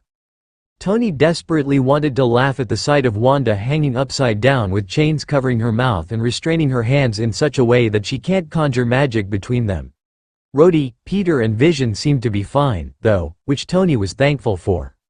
Speaking of being thankful, Stark backing up at his rescuer, wondering how he had known Tony was in trouble and where the hell he had come from. Judging by the spinning, sparkling portal behind him, the second question had an obvious answer. The first, as well as who the hell this guy was and why he was doing this, are yet to be answered. Once the stranger had assured himself that the situation was under control, blue-green eyes looked down and locked with golden-brown ones, the light of the portal making them resemble whiskey. Tony was surprised by the sharpness of the other's gaze, although that might have something to do with their proximity. This was probably the closest Tony's ever stood to someone that he didn't have to, in a very long while. Tony Stark, the familiar stranger he knew only as Stephen said in a deep voice that vibrated through his chest into Tony's, that's how close they were. My name is Dr. Stephen Strange. I need you to come with me. Strange had not expected to walk in on Stark being assaulted when he had finally decided to drop in on a visit and discuss things with the famous billionaire, and by his own teammate. He had honestly expected to find Stark in one of his labs, tinkering with something or the other or in a board meeting for his company like Stephen had seen him do countless times in over 14 million lives that could have been. Maybe even out for a ride in one of his fancy cars or just getting some not-so-healthy food at some joint no one would have suspected to be Tony Stark's favorite dinner. But walking in on an Avengers meeting just in time to see the Scarlet Witch try to toss him across the room like a rag doll was not something he had been expecting. Not at all. It was a good thing his self-defense training at Kamar Taj had sharpened his reflexes, or else the universe would have been royally screwed without the second contender for the Infinity Stones. It was laughably easy to restrain the Avengers. A simple binding spell had them all wrapped up like nice little packages ready for delivery. He was even tempted to make a bow, although he refrained from doing so as it would be childish and he was above that, no matter how fun it could have been. He hesitated in agitating the Hulk, more so because he had seen what he now recognized as Bruce Banner fighting, or trying to fight, by Tony's side in his visions and he knew he could deal with Thor more than sufficiently enough. God or no God. There was the teenager that he had seen mostly by Stark's side and the man whom he knew was his best friend. Then there was Vision and the Mind Stone and Stephen was reminded why he was here. That did not mean he let go of the shorter man one bit. He was still mostly leaning on Stephen and until he stands on his own 2 feet steadily, Stephen has no intention of letting him go. Strangely enough, the cloak was allowing it. It usually hated anyone being too close to its chosen master, even Christine or Wong, whom it was more than used to. Maybe it had something to do with Stephen asking it once already to keep an eye on Tony? Damn it, there he goes again. He wasn't supposed to call Stark by his first name, even in his own head. But it was hard. The memories from the futures he had seen were still fresh in his mind and with his perfect memory, chances of it fading were slim to none. After seeing this man fight for the fate of the universe, die for it, for its people, for him, it was hard not to be at least a little friendly and fond of the brunette. But it would be unfair to Stark for Stephen to know his story and for Tony. Damn it not to know his at all. So no first name basis until that at least is cleared up. That could wait though, as it was obvious this was not a conversation they could have here. Not if this was how his teammates treated him. Besides, this was well beyond what the Avengers can really handle, especially as they are now. Stark will need help to prepare for what was to come and these people, these so-called Rouge Avengers, will not be of any help. Even if they wanted to help, they won't know how. And this is far more important than they are. Stark needed to be ready, whether he liked it or not. Tony Stark, he said in a steady, sure voice, My name is Dr. Stephen Strange. I need you to come with me." Stark looked haggard, like he hadn't slept in days. Stephen wouldn't be surprised. In the 14,000 futures that he'd seen, there was quite a number of them in which Tony told him things. Many, many things, usually his fears and nightmares and the mistakes he's made. He'd tell him everything, and Stephen told him about his accident, how arrogant he was, how hard it was in those first weeks of his training in Kamar Taj, the loss of the Ancient One and Mouto leaving. But that only happened for Stephen. Those futures may never be now that he's interfering. He didn't know if anything was ever going to be the same as before. He had tempered with the timeline, but he was ready to fight for it. He was ready to fight for a chance to have that happen again, that camaraderie and that trust. But first he had to make sure Tony survives to the point where they might get that chance. Thanks for the save and all, but I don't think that's a good idea," Tony said with a flick of his eyes in the direction of the other Avengers. "And thanks for the other day, too, but I really don't think it's a smart idea that I go with you. For one, I don't know you. No offense, but I can't be sure whether you're just trying to get my trust and then just offing me yourself or something equally dastardly." Stephen had to repress a smile as the shorter man started rambling. "Two, you kind of just appeared out of nowhere and tied up my team. All wizard-like, and I don't appreciate magic. Not after, well, everything. Then it's a good thing that I'm a sorcerer and not a wizard, and there's a little bit more energy and power to what I do than just magic."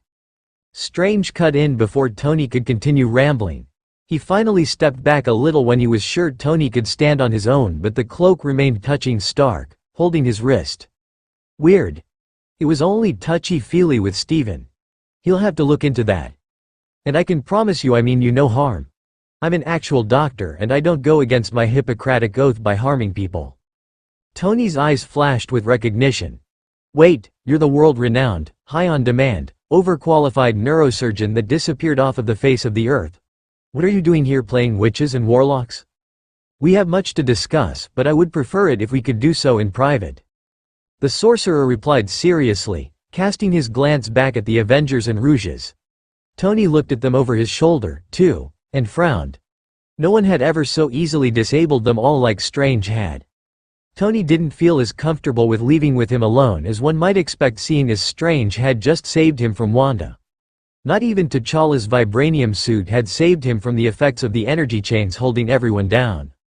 Seeing his indecision, Strange put both hands on Tony's shoulders and looked him dead in the eyes, trying to portray just how serious he was being.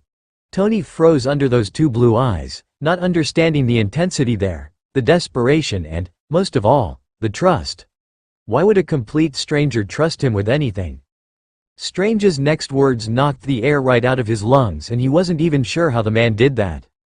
"You were right, Tony. You were always right, but no one listened. You were right. They're coming and we are not ready. I need you and you will need me to prepare. The fate of everything we hold dear may just rest on this alliance. Please." The engineer stared up at the taller man, trying to find any traces of deceit in his face, in his eyes, but he could see none. The other man was completely sincere and desperate enough to practically be pleading with Tony to listen to him. What he had said, though, that's what had Tony's pulse spiking. No one had believed him before, not Pepper, not his team, not his friends. And yet, this utter stranger. "Okay, I accept, but I chose where." "Done," Strange easily agreed, gesturing behind them for Tony to lead the way. "Stark, you can't do this," Fury called as Stephen turned to lead Tony them out of the room. "You can't trust this man. You've never met him, he might be trying to use you." "And you aren't," sneered the doctor, much to everyone's surprise. "I at least plan on making this an equal partnership and listening to what he has to say, which is already leagues above what you would do." "He just admitted that he's planning on using you and you're still going with him?" the Black Widow challenged, but Tony ignored her. This was far more important than any of them and their shit. Anyone can deal with them. If this guy somehow knows something about the visions Tony had ever since New York and especially after Sokovia, then whatever he's got to say is important. "I'm Diney." "Yeah, you wouldn't be the first one to say that, but whatever. I can do my own thing," he fires back as he exits the room. To his surprise, Strange doesn't immediately follow him, still standing by the doorway and glaring at the tied-up Avengers with some very intense disgust on his face. He couldn't help it. These people were supposed to be Tony's team and yet they were attacking him just seconds before Steven had arrived. Had he been a second late, all the possible futures he had seen would have been lost forever. Stark was obviously not safe with these people, but Steven knew he couldn't just demand the billionaire come with him and leave them all behind for good. They were nothing more than a distraction, in both the planning and what they were planning for. They could be an asset out on the field, one day, if they could actually listen to Tony every once in a while, but Steven didn't see that happening anytime soon or all that often. "You coming?" He looked up at the call, meeting cautious brown eyes, and he sighed but nodded, going after the genius. He decided against immediately releasing the Rouges. They'll just come barging in and make things more difficult than they're already going to be. For one, Steven has to be careful about what he says. There were a few futures where he'd told Tony what was going to happen and Tony had gone and completely changed everything. Sometimes, it worked, for a while at least, before those unchangeable, fixed moments occurred anyway and it all went to shit. Other times, it all ended even worse than it could have and everyone, including Iron Man, dies and the universe is left to fend for itself. So Steven will have to be careful about what he says in order to keep them on this track while, at the same time, not actually deceiving Tony in any way lest he lose his trust. A precious and rare thing these days and all those that follow. And he will need it if he wants them to effectively work together, especially as he had some less than science-related plans for Tony in the hopefully near future. Tony led them to a nearby, empty business meeting room, smaller than the one he had been sitting in with the Avengers, Rouges and ex-SHIELD agents. It had a small, family-sized table, looking more appropriate for a divorce signing than a big business meeting. Tony sat in one of the chairs while gesturing for Steven to do the same across from him. Before he could, the cloak of levitation beat him to it, startling Stark with its almost enthusiastic compliance to his silent request. The sorcerer chuckled and took the other seat, watching the by now way Stark was studying the cloak. It had proven to be a point of fascination for Tony in all versions of himself and the two were more often than not seen together. Steven still didn't know if it was for Stark's protection. He had kept mostly to his promise to Wong to only look at snippets so he didn't know the whole background between the two. Or if they became friends of sorts over time. With Stark and the cloak, both was possible. He knew, however, that there was no version of Stark that wasn't intrigued by the cloak. "So, I've got a few questions." Tony, as he was wont to, was the first to break the silence, finally tearing his eyes away from the sentient article of clothing. Steven couldn't stop the smallest of twitches of his lips. "I can only imagine." Tony rolled his eyes and leaned forward, going from relaxed and friendly straight into business mode that was so rarely on display. "I think the first one I'm gonna ask is how you know that I know anything. No offense, Doc, but we've never met and the only people I ever even remotely brought this up with didn't take me seriously or downright ignored me and called me paranoid. And you're not one of those people I've opened up to regarding this." Steven frowned, confused. "I was under the impression that at least one of the people you've talked to about this took you seriously." "Someone named Jarvis." He watched in interest how Stark seemed to freeze up in an instant, as though blasted into space without his armor or any other form of protection. "Tony?"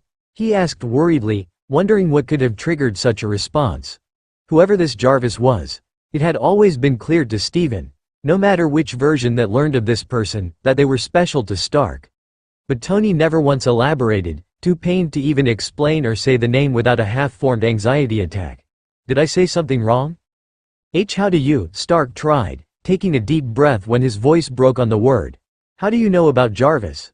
His face was set in a fierce glare now and Steven could just barely make out the vaguely familiar sound of swarming metal forming a gauntlet out of his line of sight. "I don't talk about Jarvis. Not with Pepper, not with Rhodey, not with Vision or anyone. Not even with Friday and she's my newer AI." "Jarvis was an AI?" the Sorcerer Supreme couldn't help but ask, intrigued. At Tony's confused but still furious face, he decided to explain himself some. "Right. How do I even go about this?" He sighed and looked Tony dead in the eyes. "Do you know anything about sorcery, Tony?" Said man blinked. "I faced a few magical and magic-wielding beings and can detect its energy signature, if that's what you mean." Steven nodded. "I've been expecting as much. Well, I guess I should start by stating the obvious. I'm a sorcerer, he said, indicating at himself with one shaking, scared hand. A master of the mystic arts. The sorcerer supreme, to be exact. I preside over the magical items and magic users on Earth and anything that poses a threat to our reality. Kind of like you, only I protect the Earth from the metaphysical. The masters of mystical arts have been protecting Earth for thousands of years, and we've amassed quite a collection of spells and artifacts that allows us to do our job a lot more easily. One of those spells includes something like a monitoring system. Like a radar for users and practitioners of the mystic arts and threats that might endanger our reality. And this radar picked up you. A long time ago. Me? The incredulous engineer repeated. Repulsor glove still in place should he need to use it. Steven nodded. Why me? And why are you approaching me only now if this thing picked me out as a threat? Not a threat, not in that way, at least. Steven assured. The Ancient One must have known something she hadn't shared. She was the Sorcerer Supreme before me and my teacher. He explained at Stark's blank look. She deemed it not the right time to approach you, and you were, as such, left to your own devices until such a time as is right comes that we should contact you. And that time came when your wizard buddy tried to off me the other day? It certainly made me look into things more closely, Strange fired back with a sardonic smirk. They were only just getting started and things were already far more complicated than he'd like. And what you found made you seek me out? The ex-neurosurgeon nodded. Why? Because we, as in the masters of the mystic arts, have detected something that might pose a bigger threat to Earth than we can handle alone, and it was obvious the Ancient One thought you might be of much help. He replied semi-sincerely. He didn't really know why the Ancient One had never approached someone of Stark's potential, and Wong and the other masters were none the wiser than he was. But he did know what was coming, and he did know Stark would be a major source of help in defending the Earth and the universe at large. I am not at liberty to discuss the secrets of the order that has been around for thousands of years when I am barely a year-long Sorcerer Supreme. But I do know that you've been preparing for this event for a few years now. Whatever you could do to help will be most appreciated. However, I think it is best if we actively work together to solve this incoming problem. You still have a lot more to explain before we can move on, Stark said dangerously, and Steven sighed. He knew it had to be this Viennese character after all the things he'd been through. But he had foolishly hoped they could skip this part and go straight into their future relationship as allies and friends. He had not expected that knowing the future would cloud his brain this much. You're being watched, Tony. For many years now. Not just by the press, not just by SHIELD agents, not just by your competitors or the army or even the entire world. There are entities that have become interested in you and have been watching, or trying to watch, as you develop from who you have been to the man you are now. Searching for strengths, weaknesses, soft or sore spots to exploit. Your sorcerer friend's one of those who are watching me. Some, Steven agreed, not saying anything about one of them actually being himself. Only we are seeking to protect and ally with you. The other entity. I don't know whether he's aware or not that he's best off to just kill you while he still can, or if he just wants to play with you. There was a moment of silence. I'm taking you're talking about this big bad coming. It wasn't even a question. It would never be. Stark had been cursed with this knowledge since New York, which was, what, almost 6 years ago. 5 and a few months, Stark had known, he had always known, but people had ignored him, had called him crazy and paranoid and had them all explain it away with his PTSD. But Stark had known, and he had tried his best to prepare on his own. However, the Avengers were always demanding his attention and distracting him from what was truly important. Steven was here to change that and to lighten the load by bearing some of it for this man. What are we actually facing? The one who had sent the army to New York. Steven replied, watching Tony stiffen.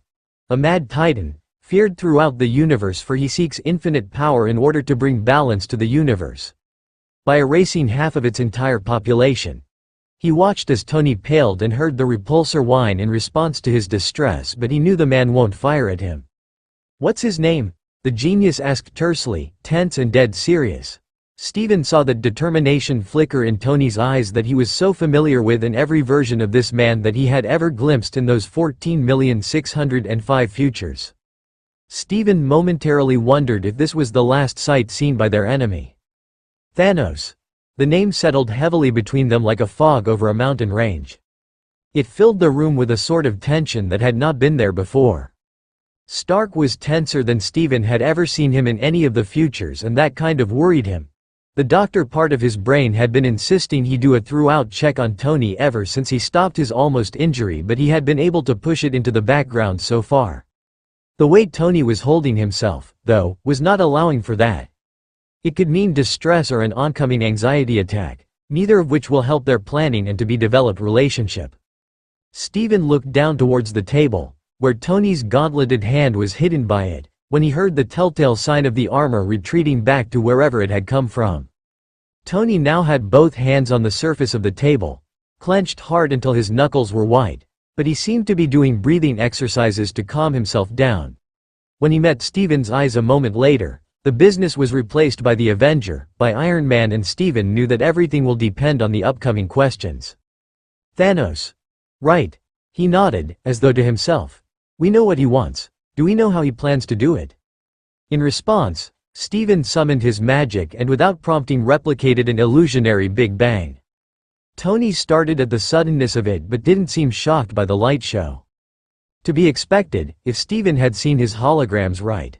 At the dawn of the universe, there was nothing, and then boom. The flash of light left behind 5 glowing points on which Tony immediately, unerringly focused, as though he already knew what they were. As though they were calling despite being nothing more than an illusion. Steven noted that in the back of his head, figuring it might not be so off the mark when he thought about all that he currently knew and Mouto's words. The Big Bang sent 6 elemental crystals hurtling across the virgin universe. The lights receded until said crystals were clear to see, and each of them lit up in turn as Steven introduced them. The Infinity Stones each control an essential aspect of existence. Space, the blue stone glowed. Reality. Power. The red and purple stones followed, lighting up before returning to normal, while the orange stone lit up next. Soul. Mind. There went the yellow one. Steven took a deep breath and put his hands in the required positions in order to open the eye of Agamotto, and time. The soft green light filled the room, its glow joining the other 5. Making it the 6 Infinity Stones for the first time seen in the same space in who knows how long, if ever before, even if only an illusion. Tony was watching with an intense sort of attention, absorbing all information that was freely given, and Strange could easily recognize the expression on his face. He could just imagine the acrobatics his brilliant mind was currently doing, churning over all that he knew, making plans and contingencies as he went, all the while still listening to anything and everything Steven said. He'd been on the receiving end of such attention many times in the futures he had seen, but it was quite different to feel it on his skin in person. Brown was the most common eye color, and yet Tony Stark's eyes were anything but. Steven felt as though an X-ray was studying him. He felt exposed, in a way. He wasn't sure how he felt about that. Thanos. He's the one who sent Loki back in New York. You know Loki's been controlled? Now that came as a surprise. Tony had never disclosed any such information to him before. Then again, Loki was very rarely a topic they talked about. Still, this was new. The engineer shrugged, looking away. It became obvious after seeing the eyes of a few others who were under the control of the Tesseract and the Scepter. They were a crazed blue. Loki resisted better than the others. Probably something to do with his affinity towards magic that Thor mentioned once or twice. But he was still not all there. Not by his own choice, anyway. The Tesseract contains the Space Stone.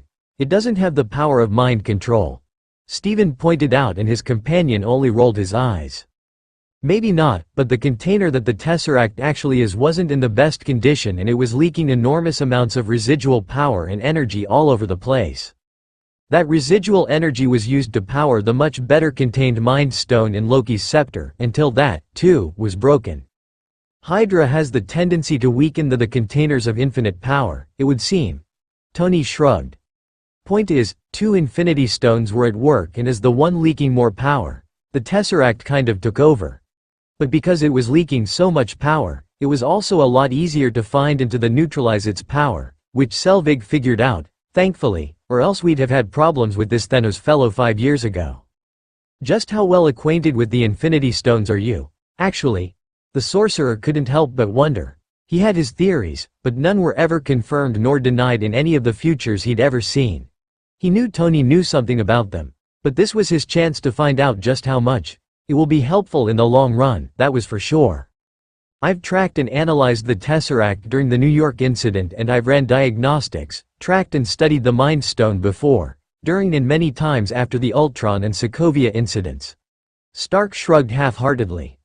I've also studied the residual energy after that ether thing, since its signature resembled the Tesseract's, but I couldn't get close enough to it in London, since I hadn't had the suit at hand. Jarvis and I ran some scans, but that was it. That's still probably more knowledge about the space, mind and reality stones than any normal mortal man has on hand. The books in Kamar Taj aren't exactly available for everyone, after all. Not even the masters of the mystic arts. The Infinity Stones were only discussed in the Sorcerer Supreme's personal collection, and rare few dare even look at those books, let alone open them for study. Stephen had been the first in a long while who had opened them, and is only an apprentice-level mage. People were intimidated by the powers and knowledge hidden in there. Besides, most of them had come to cure their bodies, not learn how to defend the multiverse. Speaking of which, how do you know about Jarvis? Challenged the genius, taking hold of a discarded thread of conversation that had been put aside during the Infinity Stone discussion. I already said there are ways to watch you. Then you would have known Jarvis was my AI. You wouldn't be surprised. You would know what happened to him. Tony's voice started off near angry, but it broke on the last sentence, and the cloak surprised them both when it floated over to settle around the shorter man's shoulders in an almost comforting manner. Tony startled at the weight of it but didn't brush it off. He somehow seemed to realize it was a friendly relic, which Stephen secretly found endearing. Christine, for all that she was trying, just could not accept the cloak. Just because you're being watched doesn't mean we do it all the time. Just when we feel something is happening or it might happen that could need assistance from us. We could not have known Jarvis was an artificial person if we didn't observe everything. It was as close to the truth as Stephen could get without outright telling Stark that he had looked into the future with the Time Stone. Tony would no doubt soon catch up on that, and he'll probably get grilled for keeping that information from the genius, but it was for the best right now.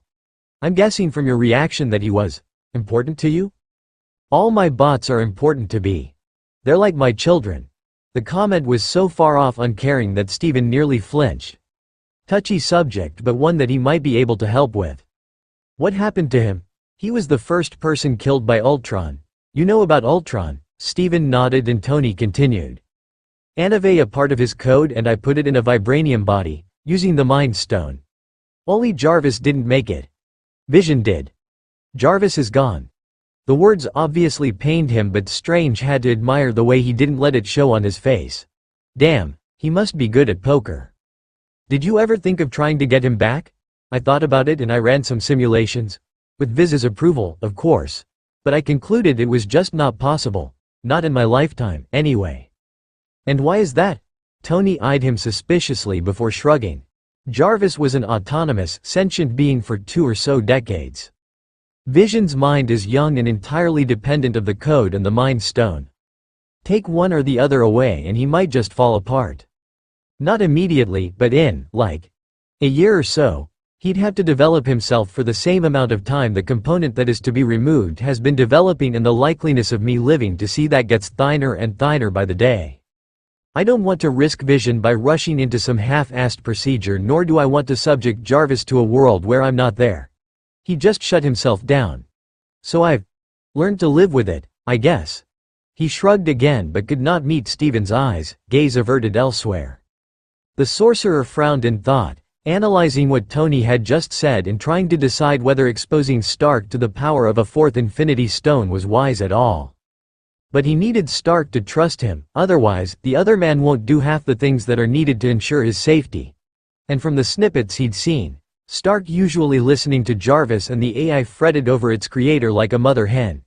He would be an excellent asset in keeping the man safe, as well as someone who can calm Tony down and make him feel comfortable. So, all you need in order to get Jarvis back is time? He asked to clarify and confirm. Basically, yes. Sounds like so little but is actually so much. Stark said with a sardonic smirk. If I needed a better computer, a better power source, a better machine, I'd have made it and done it all a long time ago. But I need time. Vision needs time to form his own protocols. For all that he acts more and more human by the day, he's still a being of code and metal. He's struggling to understand the world he was thrown into, being treated like an adult when he's only really still a child. He reminds me a little of Jarvis when he first came online. Jarvis was just as innocent and naive as Vision is now. I guess I kind of corrupted him. Story of my life. If Jarvis was truly sentient, which I have no doubt about, I highly doubt you could influence him as much as you think you did. The taller man said dryly, which earned him a chuckle from his companion. He sighed and dove right back into business. Tony, I know you don't trust me and I'd be a fool to ask you to after just one conversation. One rather cryptic conversation, at that, the other replied, looking at Steven like he was something new and not understanding what to do with him. To be expected. This was probably the first time someone other than his own creation that was actually paying attention to the coming threat. Steven vowed to always listen to Tony when he needed him. Even when he didn't, he deserved at least that much.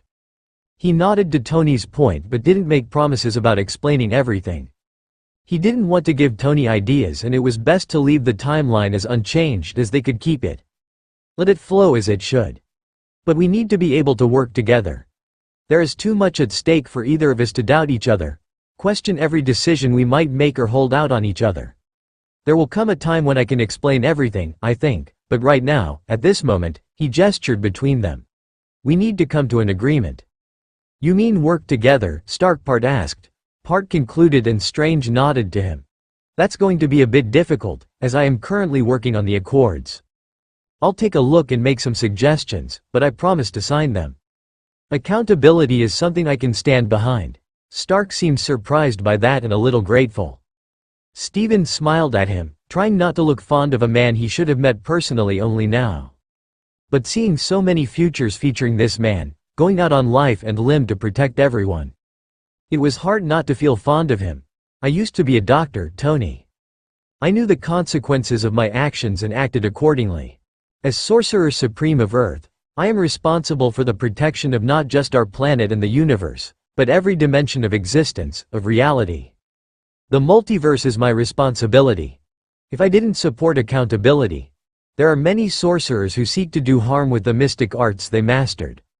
I myself must face the consequences of my actions like everyone else, but when you are expected to search out those who use magic for their own selfish gain and are endangering others, you must be aware of everything the implies. Otherwise, you might as well be no better than the ones you are accosting. I'll get you a copy, Tony said in a distant voice, and Steven wondered what the genius was thinking about. We should probably brief Vision on this. Maybe Thor. Is that all you wanted to talk about? Actually, I wanted to discuss this Jarvis Vision thing a bit more.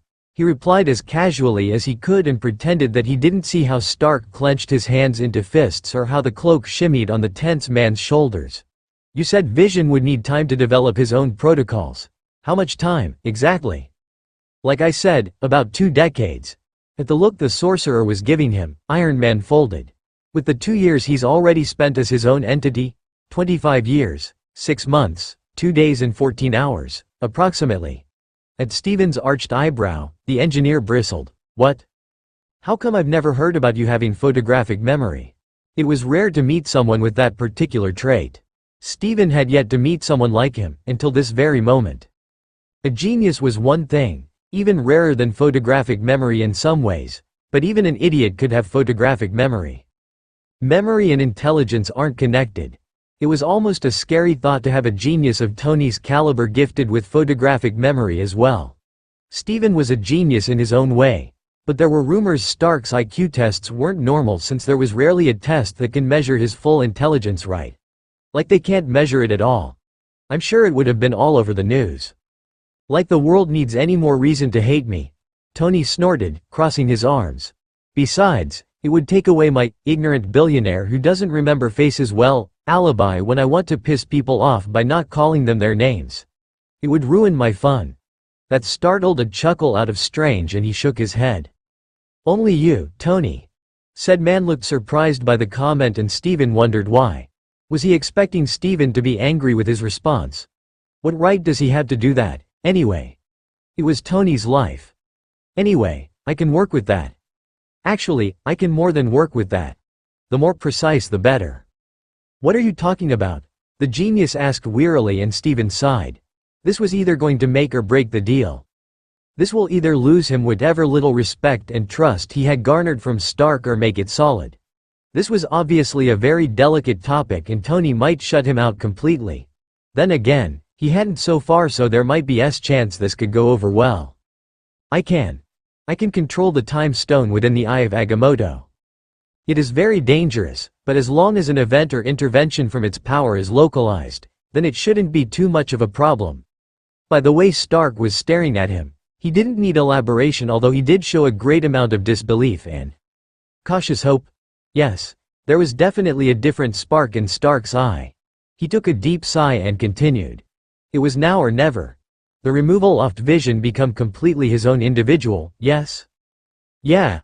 Right now, he's dependent on many things. He's constructed of different layers. Ultron, Jarvis, Bruce, me, the Mind Stone, and Dr. Cho's cradle, as well as whatever effects Mjolnir's lightning had on awakening him. Basically, he's a layered cake, but Jarvis and the Mind Stone are his beginning and end, the bottom and top layers respectively. At this point, Tony said with a shaky sigh. The removal of either of those will cause the other layers to implode. It makes very little sense, but think of it as two sides of a force field or something. Those two components are keeping all the other ones stacked together. And taking Jarvis out would be like destroying the foundation of a skyscraper, a catastrophe. But with time, Vision would create his own force field, and keep those components together on his own, Steven concluded. So we will give him time. I can lock him in the mirror dimension and use the time stone on his processor or brain or whatever he has. You'd be surprised. It's a mixture of both, in a way, since Dr. Cho made the processor to resemble the human brain as much as can be done. The sorcerer huffed at the smug, proud tone Tony said all of this with. He wasn't kidding when he said his eyes were his children. It will let him develop enough to stand on his own, and that will keep him from dying if worse comes to worst and the Mind Stone is taken from him. He'd probably just need a new power source. I'll start working in an arc reactor for him as soon as we get his consent to do this. Steven had to smile at the excitement bleeding into Tony's voice as it became more and more probable that he'll be getting Jarvis back. I'm sure he'll be happy to have free space to form his own memories and stop being semi-dependent on me. I can see it sometimes, how he looks at me as though it were the first time he was seeing me. And he can make his own decisions without being biased by Jarvis' code or past experiences and preferences. And he'll be safe from dying. Which is what he knew Tony didn't want to think about. But he didn't know what Steven did. The Mind Stone can't stay where it is. The stones will all be united and stay together. Where they will stay is a whole different matter right now. I'm ready whenever you two are. How long will this take? He thought about it for a moment. I'd recommend we not make it instantaneous, for the sake of his circuits. A day at most should be enough of a stretch to keep it all from going critical. A year, an hour? Yes, almost. A little more, but it won't stress his systems. Tony nodded at that, obviously cautious. Steven waited for it. The question he knew would come, and already preparing an answer for it. Today was just setting the groundwork, but the foundations has to be strong. But why would you be doing this? As far as I know about all things time concerned, it's all dangerous business that could rip a hole in the universe. Multiverse, actually, he automatically corrected, and Tony just rolled his eyes at him. The genius continued as though he had not been interrupted at all. So why are you willing to do this for me and Jarvis? And Vision? I guess. Independence of the stone will be good to him. Because I want to earn your trust, Steven answered immediately and sincerely, startling Stark with his honest answer. I'm not really into the whole gossip and tabloids about Avengers drama, but I have seen what had happened. I saw what you were doing to fix it all. I guess you earned my respect. But more importantly, I knew I could trust you with the Earth because you've been doing everything in your power to protect it for years. But in order for us to get along and work together towards our common goal, I need to have at least a fragment of your trust. I can tell Jarvis was important to you. How couldn't he be, if you view him as your child? So I want to help you get him back as a sign of goodwill and faith. If we can work together on personal matters, global and universal ones will come along as we go. Multiversal, Stark snarked and Steven chuckled. But I see your point and I understand where you're coming from, I do. It was personal problems that had ended the Avengers, after all. We can't afford our partnership to end for the same, insignificant reason." The robed man swallowed and nodded, hearing the undercurrent of, "Don't lie or hide things from me," that Tony was unintentionally pouring into the words. Tony didn't know that Steven was partially aware as to what had happened between him and Rogers. 14,605 versions was quite the chance to learn something about a person. "We'll share information, but I think we should enforce some things. I know I probably have a lot more explaining to do to you, but that will have to wait, even if for a little while, Tony." The genius ran his hand through his hair with a groan but nodded in acceptance. He recognized that Tony knew Steven was the one with more information about the powers of the Infinity Stones, even if he was the one with their energy signatures and power readings. They'd have to make a joint effort to defeat Thanos when he comes. When, not if. They both knew it was not if. Especially not with 2 Infinity Stones on Earth. "Fine. We'll take it one step at a time. For now, I trust you to not try anything on Vision while you do your voodoo magic, and you'll just have to trust me not to drive you mad with questions." Steven grinned. He couldn't help it. Tony was not only entrusting him with an Infinity Stone but also with what was essentially his child. 2 of them, since Jarvis will soon enough be in the picture. That was probably more trust than he had ever had in his team. This was probably going to turn out just fine. "I can live with that." Tony hated to admit it, but he was a bit nervous when approaching Vision later that afternoon, after he had finished his meeting with Strange and had returned to the tower, where Rhodey, Vision and Peter had all but bombarded him with questions about the wizard that had stolen him from the meeting. He was still a bit shaken up by what they had talked about and had merely told them the man's name and his intentions to join the Accords. Peter was probably the only one who had taken that at face value, while Rhodey and Vision exchanged looks with each other, decided to question him later, and instead filled him in on the temper tantrum the Rouges had thrown about what Strange had done to them. Apparently, they had stayed tied up until Tony had left the building to go to his next meeting, almost an hour after they had been tied up in the first place. As soon as the restraining magic popped out of existence, Wanda had started throwing around her volatile red magic all over the place, thankfully only hitting Rogers and Thor and not managing to release the Hulk on them all again. Apparently, Bruce had better control over his transformations now, and he and the jolly big green giant were on speaking terms, which was nice, as Bruce didn't fear the Hulk anymore, and that was for the best for the both of them. Romanov had immediately set on searching for information on Strange, while Barton was bitching at everyone about being so easily taken down.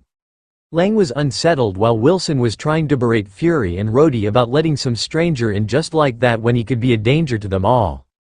Tony snorted, wondering if there was even a way to stop those pesky portals Strange is using from opening wherever the hell he liked. Probably, but if it rhymed with tragic, he was going to tear his hair out. Thor was not amused by Maximov's magic tantrum, but Rhodey said he was interested in speaking with the wizard and that he will be seeking the man out, which Tony knew wouldn't be very productive.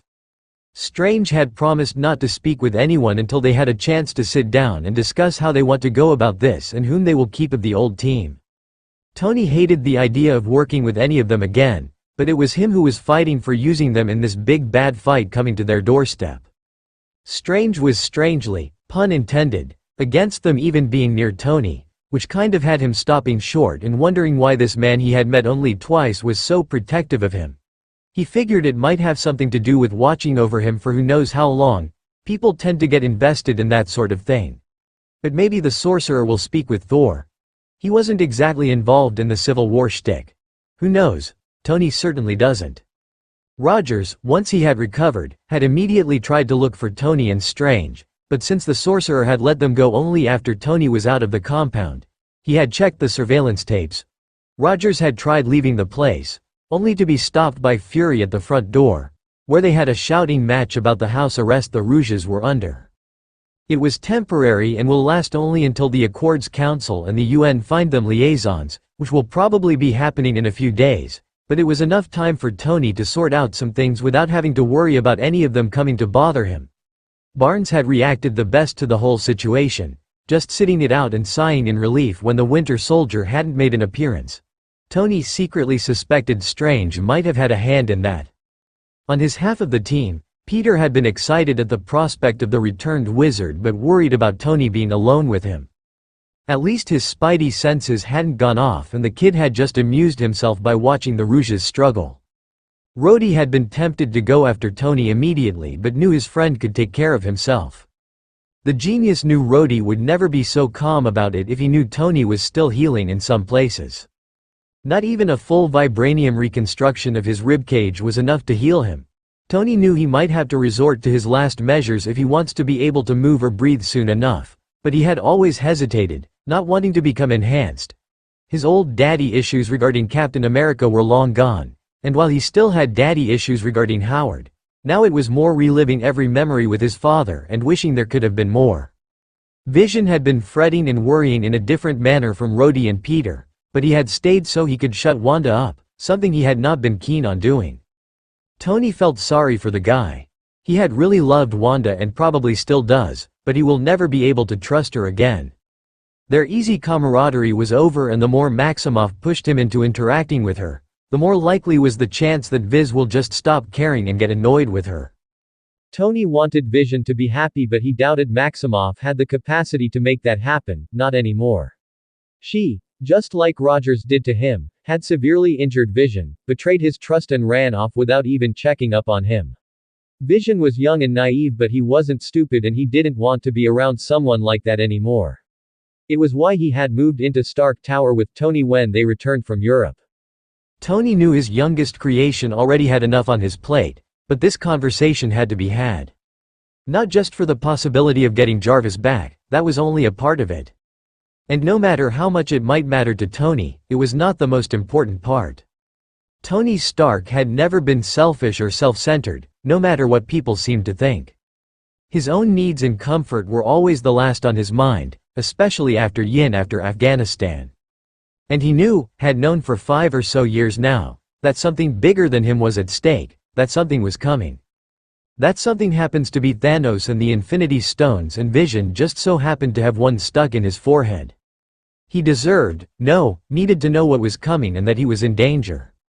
Besides, this procedure might save his life in the long run. If Thanos ever did manage to get his hands on Vision and the Mind Stone, the android won't die from it being taken from him. He'll be out of commission for a few days or weeks while he recovers from whatever fight might happen. Is going to eventually happen. Tony was dead sure of that. But he won't be in shambled pieces, not mentally. He'll alive. He'll just need a new power source and Tony knew one that will fit the energy signature and requirements of the Mind Stone perfectly. But the procedure was Viz's choice and Tony won't try to talk him into it. It was up to Vision to decide what he wanted to do. Besides, Tony didn't want him to think that Tony didn't like Vision and that he was just trying to get rid of him once Jarvis code is no longer within him. Viz had picked up too many of his characteristics and one of them included his doubt in his self-worth. It was nowhere near as bad as Tony's, but the complex kind of came from the first week when Tony couldn't look at him or talk to him without near breaking down due to the fresh scar of losing Jarvis. He had thought he'd managed to get over it quickly enough. But apparently not nearly quick enough if Vision still from time to time still had those thoughts. Tony had a bad feeling this whole Wanda thing had only made it worse. Still not as bad as Tony's, though, thank God for that. You seem troubled, Tony. Getting Vision to stop calling him Mr. Stark had been almost as impossible as getting Peter to drop it. It had taken him 2 years to manage it, but it was worth it. Viz was a friend, no, he was family. Formality had no place within a family. Jarvis, sir, and Friday's, boss, may have started out like that, but they were kind of like endearments now, like an inside joke. There is something weighting heavily on your mind. Do you wish to speak about it? Tony scowled at the floating android, although Han anything else. I thought we agreed no mind reading. Not that Viz could help it. Most of the time that it happened, it was because the thoughts were too loud for Vision to completely ignore them. He tried not to read the thoughts, but he still got an impression of what it might be or how that makes someone feel. When Vision went to apologize, Tony just grinned at him and watched his creation relax. But yeah, you're right. And I actually wanted to talk to you. That okay? Does it have something to do with the wizard? The synthezoid asked curiously as Tony waved him over to his office where he sat when he actually bothered to do some SI business-related work or had to take a conference call. Vision sat in one of the provided comfortable chairs in front of the desk while Tony perched on said desk, facing his companion. What he said earlier today. He insists he's a sorcerer, but yes, that what I wanted to talk to you about. And something else, which is mostly related and not related at all. He bit his lip, hesitating under the curious gaze of Vision. He hadn't lied when he said his bots were his children. He didn't want Vision to be upset.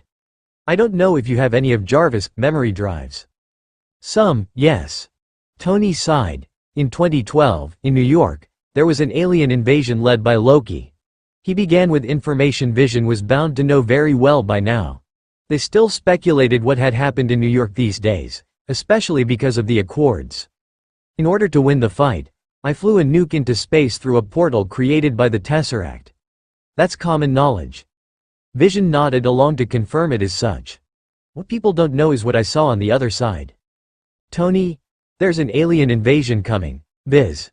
It's only a matter of time before the big boss of the Chitauri comes to Earth himself, and there's only one goal in his mind, and that is restoring balance to the universe through annihilation of half of the population everywhere. Tony rushed out, feeling the responsibility of it all pressing down on his shoulders like the nuke had while he was flying it into space. And he's coming to Earth for the missing puzzle pieces he'll need in order to do it. The Mind Stone, the other replied, face and voice blank. Vision was truly a child of Tony Stark, for no other would get it this quickly. We need to destroy it. If that's the case, we should find a way to do it as low-key and as quickly as possible. Whoa, slow down there, Viz. The genius inventor cut in, stopping Vision's planning in his tracks. That's not an option. As long as the other Infinity Stones exist, especially the Time Stone, no other stones can stay destroyed, and it will just be a waste of effort on our part. And the Time Stone itself can't be destroyed, so that's not an option. Where do you even come up with that crazy idea? I've been thinking about it, especially since Legos. The red-skinned android admitted. Ms. Maximoff's power derives from the Mind Stone, so if we destroy the Mind Stone, she can't hurt any more people. Tony winced at the thought of the Scarlet Witch and what she had been doing with her powers. The security guards from the raft were certainly never going to be the same again, especially the ones that had committed suicide shortly after the witch had been set free. Tony hated how the US government just brushed all of their deaths off as Ross's lackey that were going against government orders. As if any of the foot soldiers knew whether the Secretary of Defense had the go-ahead from the higher-ups.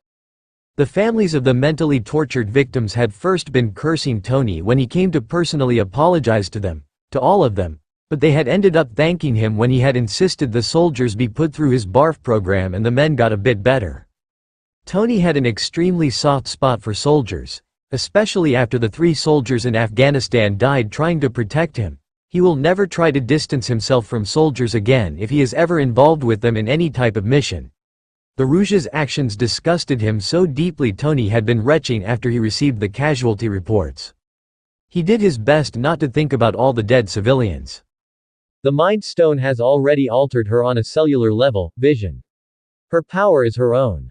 You have nothing to do with her actions. Vision was definitely his creation. Tony could only face this reality when not directly examining himself, his self-destructive tendencies. He won't ever stop them on himself, but he won't let Vision think he was the one at fault for Wanda's actions. But what else can we do if not destroy the Infinity Stones? For one, we can protect them and protect Earth. Stark replied with a confidence he didn't feel and a determination that hadn't left him at all since Gulmira. That means protecting you and offering you official training in this mystic place called Kamar Taj or something. Our sorcerer friend is tasked with managing the Time Stone, so they are certain they can help you with the Mind Stone, too. Vision perked up, looking a bit hopeful at finally mastering a bit more of his power. It was why he and Wanda had been drawn to each other in the first place. The need to understand their powers and better learn to control them. However, that part of the plan has to wait. We need to make contingencies in case the Mind Stone is taken from you. Mainly making sure you can survive without it. Tony took out his phone and activated the holoprojector that was built into it. The light show immediately formed the familiar shape of the arc reactor, and Tony tried not to react to Vision's gaze switching from the actual reactor in Tony's chest and the one shown in the hologram. Vision had been there when Tony had to put it back in, but he, like everyone else, was still left in the dark about the arc reactor's other functions these days. No one knew just how much more the arc reactor was, and Tony was planning on keeping it that way for as long as possible. He was still making some tweaks to it, modifications, improvements, upgrades, but Vision won't be getting a reactor like his. In fact, Tony is of the mind to implant 3 different reactors into Vision, so if one failed, there were 2 backups to keep him alive and going.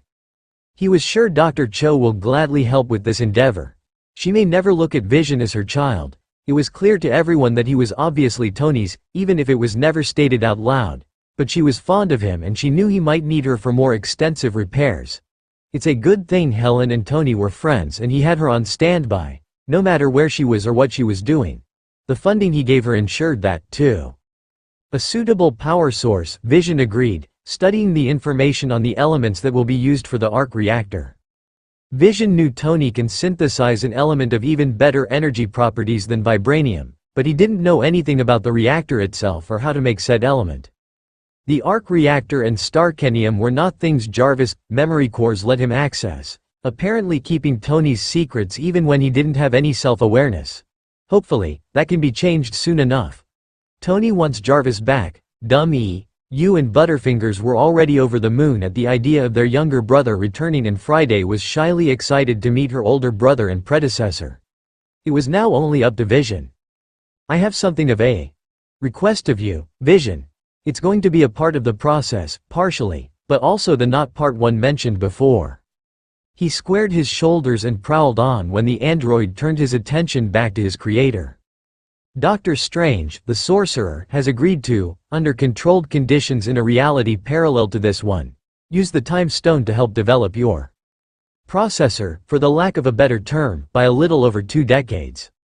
We believe that once your processor reaches that age, should the mind stone be removed from your forehead, you will only be put out of commission for a little healing and recovery as opposed to if such an event took place. Tony shuddered at just the thought of it. Your mind is made of several complex layers that would fall apart without 2 poles, so to say, keeping them together, almost like a magnetic field. He explains without going too much into detail. This was just a preview, a summary, a briefing. If Vision agrees, Tony will gladly go into the atoms of the process with him. But he needed to know whether he should start making preparations or not. And those are the Mind Stone, and Vision pauses, as if judging Tony for any reaction he might have, almost afraid to bring up the name into the conversation. Tony hates himself all over again for never noticing how much he had screwed up. He briefly wonders if this is how Howard felt whenever he didn't act like a good father, and isn't that thought just terrifying? And Jarvis? It's a guess, an educated one, but a guess, and it almost sounds like a question. Tony sighs and nods. Jarvis is the beginning and the Mind Stone is the end, if we can look at it like that. It feels more like a loop, so I can't really tell. Only thing I know is that those 2 entities within your own self are what is keeping you together. I did research when you first came out of the cradle, and I know there is a way to separate Jarvis from your code. But I also knew that to do it safely without damaging either of you or making the Mind Stone lash out or keeping you together after the procedure unless you reached the same age as Jarvis was when he. Yeah. The genius sighs and rubs a hand over his face. I didn't think of it as an option until Strange said he can safely forward your processor in time, and I was still hesitant, but we found a way and we've covered all grounds. The decision is up to you, though. I don't want you doing this because you think you owe me or because you have to. We can go through with the procedure without taking Jarvis out or taking out the Mind Stone at the end, or not taking it out, or we can not do it at all. It's up to you, Viz. Whatever you decide, I will respect that. He sighed again and stands up, coming to stand by Vision, placing a hand on his shoulder. Vision is watching him with blue-gray eyes that are so trusting despite everything, and Tony wants to shy away from that gaze. He doesn't deserve it. I don't want you thinking I'm replacing you with Jarvis. Your Vision. You've made that very clear to me the day you were born. And I'm sure the 2 of you would get along like a house on fire. Which is a very stupid saying, but what the hell. You'll always be welcome here, Viz. Your family. Is it weird that he can so easily say those words to a mechanic being when he had to pull them out like teeth when he had to say them to Rhodey and Pepper and Happy? At least Harley was easy enough to talk to about that shit, even though Tony doesn't really know why. His life is so strange. You can come and go as you like and you will always belong here, okay? There's a stretch of silence that follows and makes Stark a little anxious, so he stands back up and makes to move away. You just think about what you want to do and I'll just leave you to it. Tony. He pauses, especially when a hand tentatively grabs his wrist. Gentle, like Vision is afraid he will hurt him if he so much as touches him. Then again, Vision was still suffering from how he had accidentally injured Rhodes, something Tony will definitely have to sit down and talk to him about because they were both blaming themselves for it and Rhodey was getting sick of it, go figure. I thank you for everything. Nothing to it, Viz. Your family and that's what family does, I think. He muttered the last part to himself, not noticing how Vision had stood up and was now standing proud and tall in front of Tony in the same way he had seen Tony himself stand before the press, as Iron Man. I would very much love that, the android says, momentarily throwing the engineer off until his brain connected the dots and he looked uncomfortable. You don't have to. But I want to. The red one said. Jarvis has acted as my training wheels for long enough.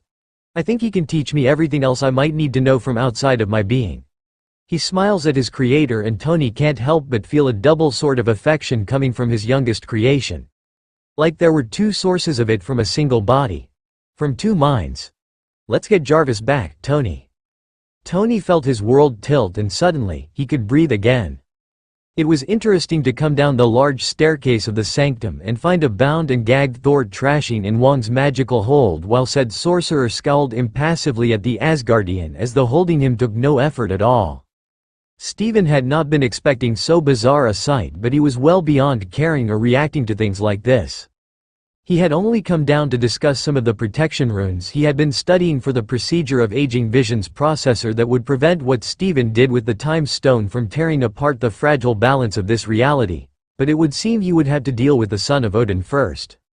He did a quick scan to see if the other Odinson was around, only to find that Loki was nowhere near the sanctum, nor had he been, which meant Wong had not let him fall endlessly in a portal like Steven had done the last time they met. He observed the scene before him for a few more minutes before magically marking his place in the book and closing it, wondering if he will have to call Stark and tell him tonight might not be a good time after all. He needed to prepare all the shields and runes before he lets the Time Stone start doing its thing. Mirror dimension or not, time is not a relative thing but an absolute one. It's everywhere. Except in maybe the dark dimension with Dormammu, but that's not the point. Steven has to make sure he won't affect anything else other than Vision. Thor's eyes lit up upon seeing him but Strange paid him no mind, instead arching an eyebrow at his fellow sorcerer. The librarian hadn't been the most pleased about the idea he and Stark had agreed upon, but even he could see how a trained and Mind Stone independent Vision would be to the benefit of all, especially as he can continue fighting even if the stone is somehow taken from him, increasing the possibility of getting it back. He was stressed and he wasn't happy about it, but Wong had agreed to look after the sanctum until Steven can return.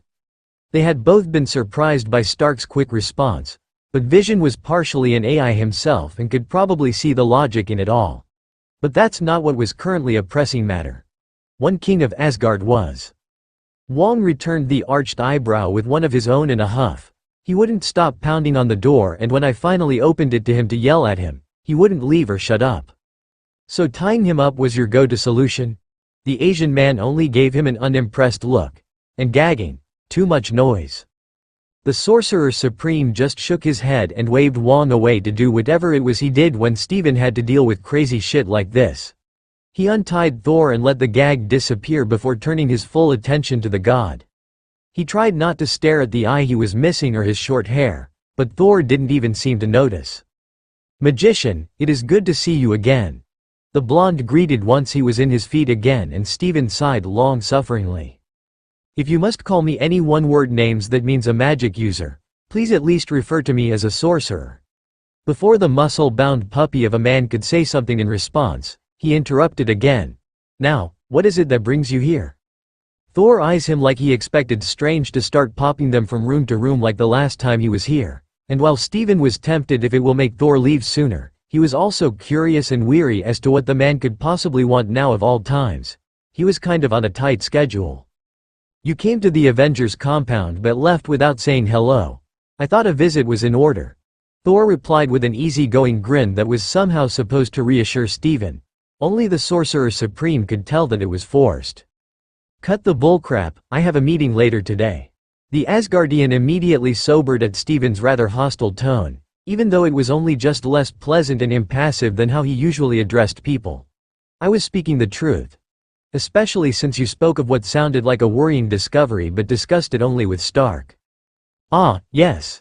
The Avengers as a whole not trusting Tony Stark thing. He had almost forgotten about that. Not 14,605 futures, and he'd had a chance to learn a great deal about his partner in protecting the Earth and them. Including how his former team had treated him. Which, despite him not being there for the Civil War, did not exclude Thor. I'm afraid that is because at this point in time, Tony Stark is the only one who can comprehend the magnitude of what is currently going on and what is to come.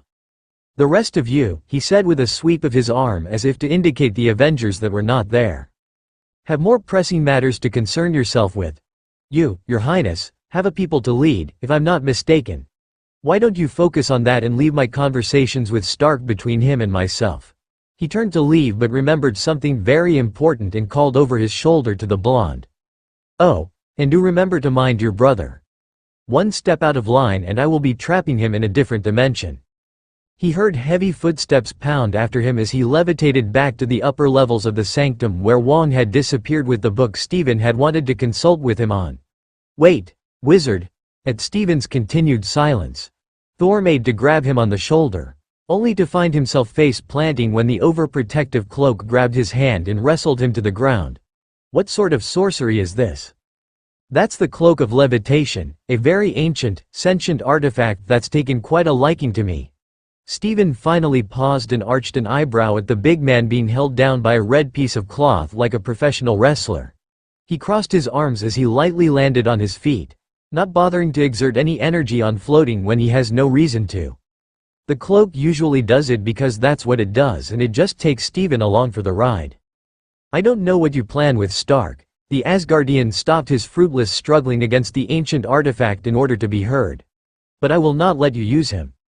That threw the sorcerer straight into confusion. Use him? Yes. That's rich, coming from an Avenger who has enjoyed the luxury of Mr. Stark's fortune but has repaid him with, what, exactly? Abandonment?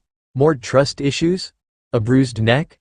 With each word that came out of his mouth, Steven's voice grew colder. It wasn't easy, remembering all the futures that could have been, could still be, remembering the futures his own future self had seen. It wasn't easy because he knew Tony Stark, more intimately than maybe even his best friend knew him. It was hard to keep that hidden, his fondness for that man hidden. Stark was by no means perfect, but he had always done his best for Earth. For the universe. It's hard not to like him when you know all that Steven does. He might have compromised himself but he didn't care. Tony needed someone to be there for him. Needed someone who would understand his burden. Thor flinched at the recollection of how he had nearly strangled the genius during the whole Ultron mess, and shame and regret colored his features. Good. Steven can work with that. If he didn't feel regret for that, he might have just sent him to Everest to let him find his own way back to the States. After cloaking him from the all-seeing eyes of Heimdall. My actions towards friend Stark are one of my many regrets. But the Mind Stone was not a thing for him to play with. And yet you had given it to him to study it, ergo you had no right to be angry when the scepter acted up and created something that was not planned for. But you were more concerned with blaming Tony than you were with trying to fix things. How do you even know of this? Friend Stark is not a man to discuss such private matters with strangers. The cloak had finally let go and Thor was slowly getting to his feet, eyeing the levitating cape with a new sort of wariness. He had not thought it to be a threat, but now he knew led with. And why go to him? What could you possibly want of a man so narrow-minded that he refuses to believe in magic? If this is a different way of asking whether I'm using him, the answer would be a firm no. Strange began as he phased them into the same room where he had served Thor with beer the last time. The blonde enthusiastically drank 2/3 of the provided beverage, not complaining about the shift. For now. Steven calmly took a sip of his tea before continuing. And I can assure you, Tony's mind is in no way narrow. I've not encountered a more open-minded individual in my life, and I've met plenty of people, both as a world-renowned neurosurgeon and as a sorcerer, especially as the Sorcerer Supreme. He doesn't not believe in magic. He simply tries to understand it within the perimeters that he's used to, limited as they are. Although, it's true that he doesn't like it. And as to how I know about the squabbles within the Avengers, that's something for me to know and you to stop asking about. But why go to him? Thor repeated even as he watched in fascination how his glass was refilled on its own. You'd think a man whose brother, adopted or not, and mother were the best-known sorcerers on Asgard would not be impressed by such simple spells. Then again, maybe he just liked beer. Because he's Earth's best defender. At Thor's startled look, Steven chuckled bitterly. All of you Avengers are the same, at least the older group. You believe what you see on the surface and don't go digging deeper, because why should you? You're obviously in the right. The whole planet is saying the same thing, so it must be true. Never mind what you've seen with your own eyes, because anyone would go flying a nuke through a portal that leads into outer space without knowing whether they can get back. Anyone would be under a falling flying city in order to disperse it into debris to stop global annihilation. It's something anyone would do, just for kicks and giggles even. And that's not even touching the subject of terrorists and the such. He floated away his tea and leaned his elbows on his knees, bringing him ominously closer to Thor. I know you come from a people of hot-headed, hot-blooded disposition towards battle. I know you are used to people jumping at the chance to join the fray and go into war. But that is not how we on Earth deal with things. 75% of the people on Earth haven't even seen a real gun in person before. They don't fight, they let others do the fighting for them. And billionaires like Tony Stark, who can buy all the armies in the world with the amount of money and influence he has and will always have? They don't do that. Why should they endanger their lives if there are others who can do it for them? Tony kind of breaks all the norms by going out of his way so much to protect us all, but does anyone in the government give him credit? Rarely. In the Avengers? Never. You all just took all that he would give and more, and he would still give you more, but you turn on him as soon as he makes the smallest of mistakes. And when he owns up to them, you sneer and ridicule him, whether you realize it or not. But when you screw up, it's still him facing the consequences because he knows you won't. So don't kid yourself anymore. You all may be threats, but you better stop pretending to be heroes if you're not going to own up to your actions and face the consequences. Because I will not allow you to use him anymore. Thor was silent for a moment, the longest silence Strange had heard from him that was not enforced by an outside force, looking contaminative. Steven left him to it, wondering if he had maybe gone too far and knowing he had not gone far enough. Perhaps with Thor, it was enough, but it won't be if he ever has to have this conversation with any of the Rouges. Dr. Banner might not even need such a talk, all things considered. He won't use Tony or leave him again. From what he had seen when he had interrupted their meeting, Banner had looked exceedingly uncomfortable to stand in a room full of Avengers but not be shoulder to shoulder with Stark. From what Steven understood of the various stories he's heard and the futures he'd seen, Banner took comfort in Stark because Tony wasn't afraid of the Hulk and the Hulk liked him. Thor could handle the Hulk if he ever went into a rampage, so it was easy to see why Banner wasn't afraid to be around him, but Tony was just a man of flesh and blood and bones, and yet he didn't hold an ounce of fear for the giant green rage monster. It must have been weird not to have that usual reassurance. Thank whatever deity had finally got it through Tony's thick skull that he shouldn't take any of their shit anymore. Even Banner's disappearing spells that have been leaving Stark in a panicked and anxious state whenever they happened. So you have appointed yourself Stark's protector? The observatory question pulls him out of his own mussing and Steven looks back at Thor. He mostly looks just curious, but there was something else in his deep blue eyes. Something challenging and something the sorcerer couldn't understand.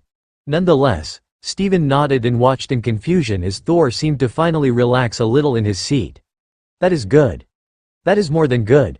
Stark has needed a friend in a long while, if what Dr. Banner and I read is true. Oh, it is. He assures, trying to see what Thor's angle was. Well, at least he was told about the Civil War. At least he won't find Steven's behavior towards the Avengers so odd. I'd say it's even worse than the media is stating it, but it's not my place. If you wish to know the full details, I'd recommend asking those who were involved. A warning, though, if I may. The blonde man nodded, curious and confused. Not all of them have even read the Accords. They don't know what they were fighting against. I suggest you read the Accords and then ask both sides about what happened. And please be around when Dr. Banner hears the full version, if Tony decides to tell him. We don't need the Hulk raving mad because of the stupidity of the Rouges. Dr. Banner has a better grip on his transformations now. That will not be a problem. Thor stated confidently, and the Sorcerer Supreme arched an eyebrow, very much doubting that. From what he had seen, Dr. Banner and the Hulk both were very fond of Tony. If anything, Hulk will react to the Rouges worse than he had to Maximoff. Yeah, I wouldn't place any wagers on that.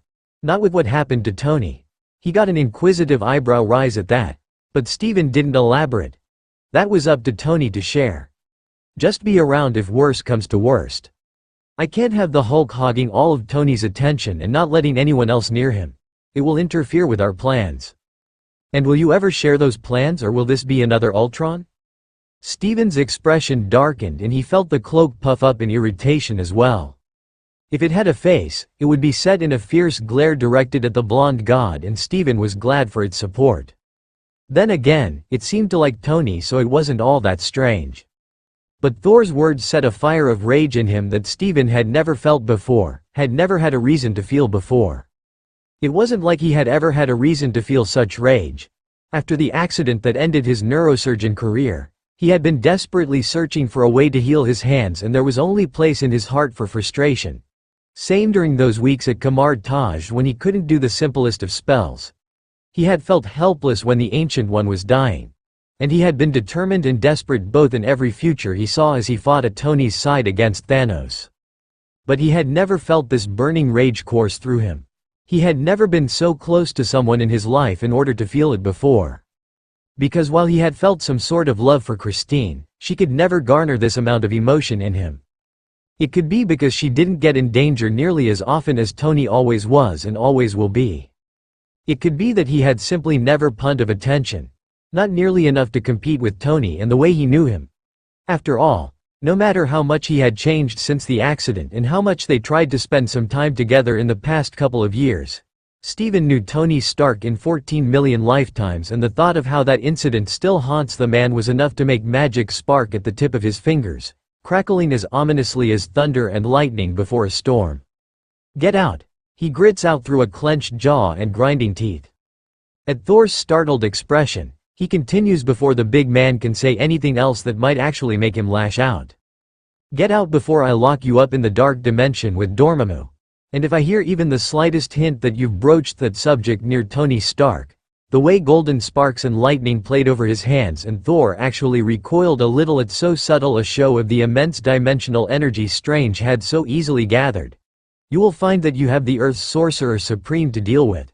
And I won't be as lenient as I've been before. I meant no offense. Steven just pointed towards the entrance in a sharp motion, and Thor nodded, getting up and leaving without another word. Steven just stayed there, breathing and trying to calm down. The cloak stayed ruffled until Steven felt Thor leave the sanctum, thankfully not breaking anything on his way down. He must have been really shocked by Steven's behavior. Steven himself was a little surprised, but not nearly enough for him to wonder at his actions. It was a wake-up call for Thor, one which he dearly needed. He wasn't exactly the strongest on Earth as he had once thought. And he wasn't nearly as important as he had come to belie himself to be. Humility will do him good. Especially as he was now to lead his people. It was time he got used to being told no, and it was about damn time he learned about the consequences of his actions. If only it would be so easy with the Rouges.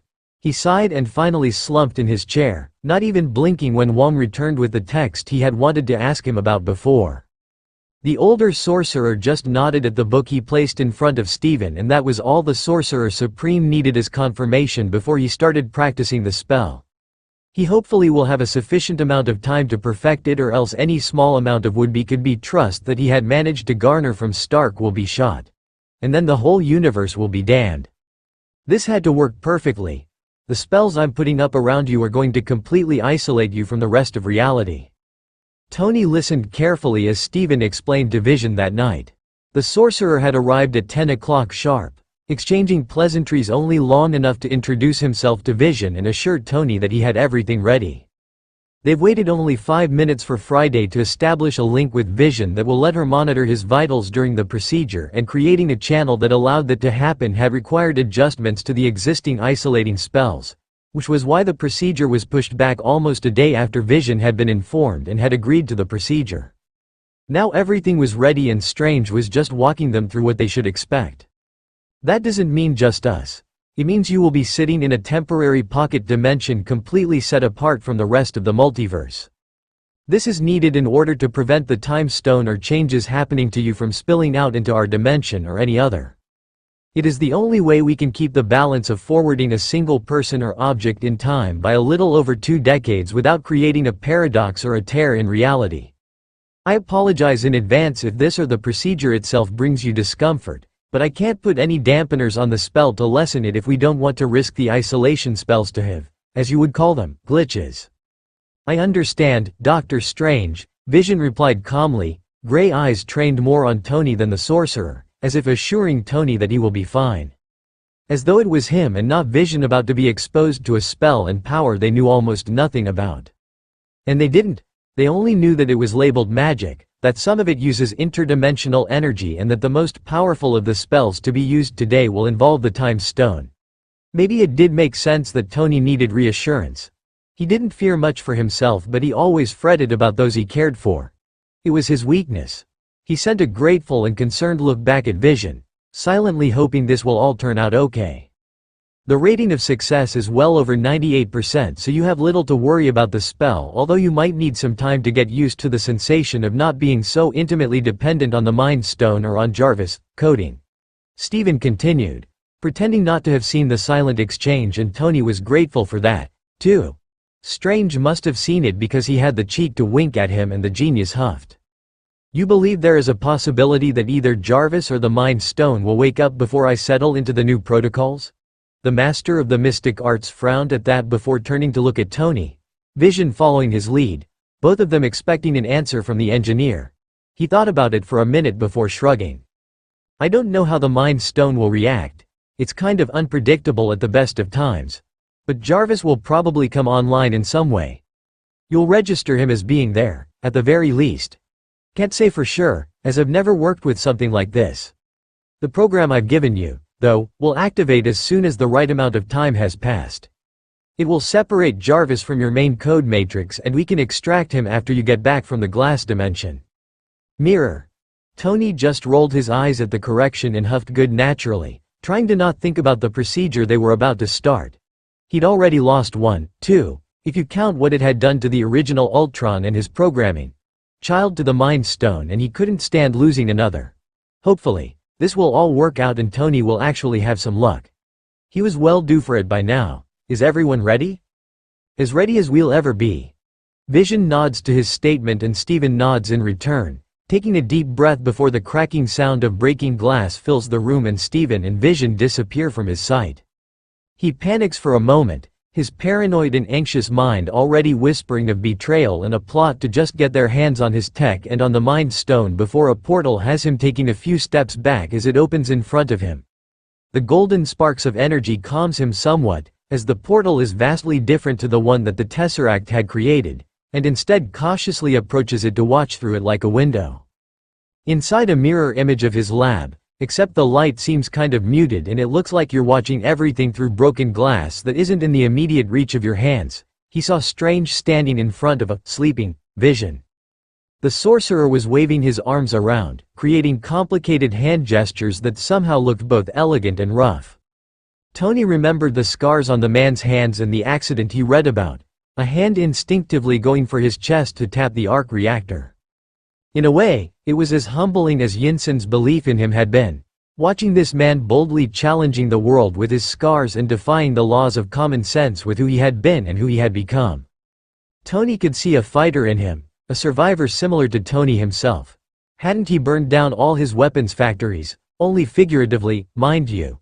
They were simply repurposed, and built an empire that helps people on its ashes. Hadn't Iron Man been reborn in the ashes of the Merchant of Death? A broken neurosurgeon had done the same, becoming the Sorcerer Supreme. That had to mean something other than an ego-boosting title. He watched in curious fascination he had never before had for magic as he has it now, seeing the complicated, intricate symbols and circles appearing in the air where Strange had waved his hands. They looked geometric and Tony busied his worried mind by calculating all of their angles and the trigonometry and every other mathematical calculation he could think of before he went right to physics and chemistry, naming all elements that resembled the images he was seeing. It was therapeutic to do something, in this case, continue his search of how magic could be made a science and not just the vague magic. As he watched and did basically nothing, it was all out of his hands now and soon, he won't be even able to see Vision. It was for the best, this way, as there was no possible way for anyone to interrupt the process, harm Vision or steal the Infinity Stone on his forehead. Definitely the best option. That didn't make Tony feel any better about magic either way. True enough, it was over in another few minutes and the whole thing had looked effortless, but it was now obvious to Tony that it had taken quite a bit out of the sorcerer as he was standing upright only thanks to his cape when he stepped out of the mirror dimension and closed it. He looked a bit haggard, but that was to be expected. Strange had said it wasn't the easiest of spells but that it was quite unbreakable unless the caster himself deactivates it. The safety measures assured Tony and he knew that nothing would happen to Vision, but he still fretted. "Fry, how we doin', baby girl?" There was a pause before the AI answered. "The channel seems to be working, boss. I have clear readings on Vision. His processor is already a couple of months older. His vitals are steady.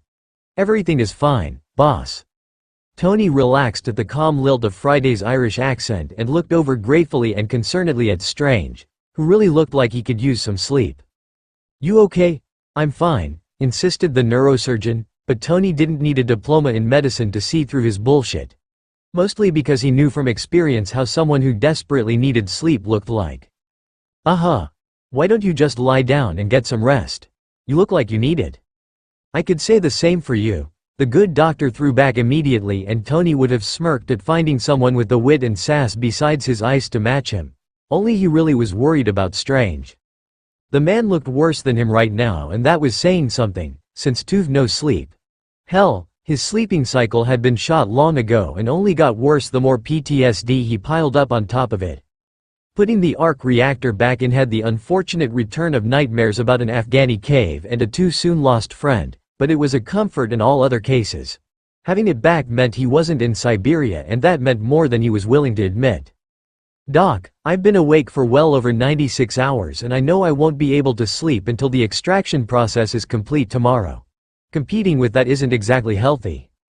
Strange's head snapped up, his eyes sharpening and Tony recognized someone entering doctor mode instantly, fighting against a grimace. He'd seen it on Bruce and he'd seen it in Dr. Cho's and Dr. Wu's faces when they realized he was doing something stupid for his health again. He was sure that if Jarvis had a face, it would be stuck in doctor mode. It's like laser beam eyes zeroing in on the patient and silently berating him into compliance. That's what Strange's face looked like right now and, Tony realized, the man was just as stubborn as him, if his read on the man was good after their conversations. He was stubborn enough to actually make Tony sit through the usual bullshit. "Fuck. Tony, I can't," he interrupted him quickly. "I can't sleep. Pour a box of pills down my throat but I won't be able to sleep. There's not a sleeping pill I haven't tried. I'm immune to half of them by now. This isn't a short-term problem, Strange. And until I have Jarvis back, it's likely I won't even pass out. I'm too worked up right now to sleep. But you look dead on your feet, you should rest." "Tony," the man said with exasperation and said man tilted his head a bit when he heard barely restrained hints of fondness in the sorcerer's tone. "That's odd. He usually gets horror or something. A power nap won't hurt. At least sit still for a while and just close your eyes. They look bloodshot enough that someone might think you're an addict on withdrawal." Now he sounded concerned. Tony wondered what was up with this man. Was it just his doctor side acting up or was he actually worried about what was essentially a stranger? Then again, these freaky wizards have been watching him for a few years, right? Maybe it comes from that. Just try to relax for a while, okay? "Are you going to sleep? Someone has to keep watch over this pocket dimension." Strange countered. "But don't worry, my body will get all the sleep that it needs." "You lost me," Tony admitted with a bewildered blink or two. In response, Steven just chuckled and sprawled out on the couch in Tony's lab, the one Pepper had insisted he put in since he refused to leave the lab for days at a time, usually due to anxiety attacks.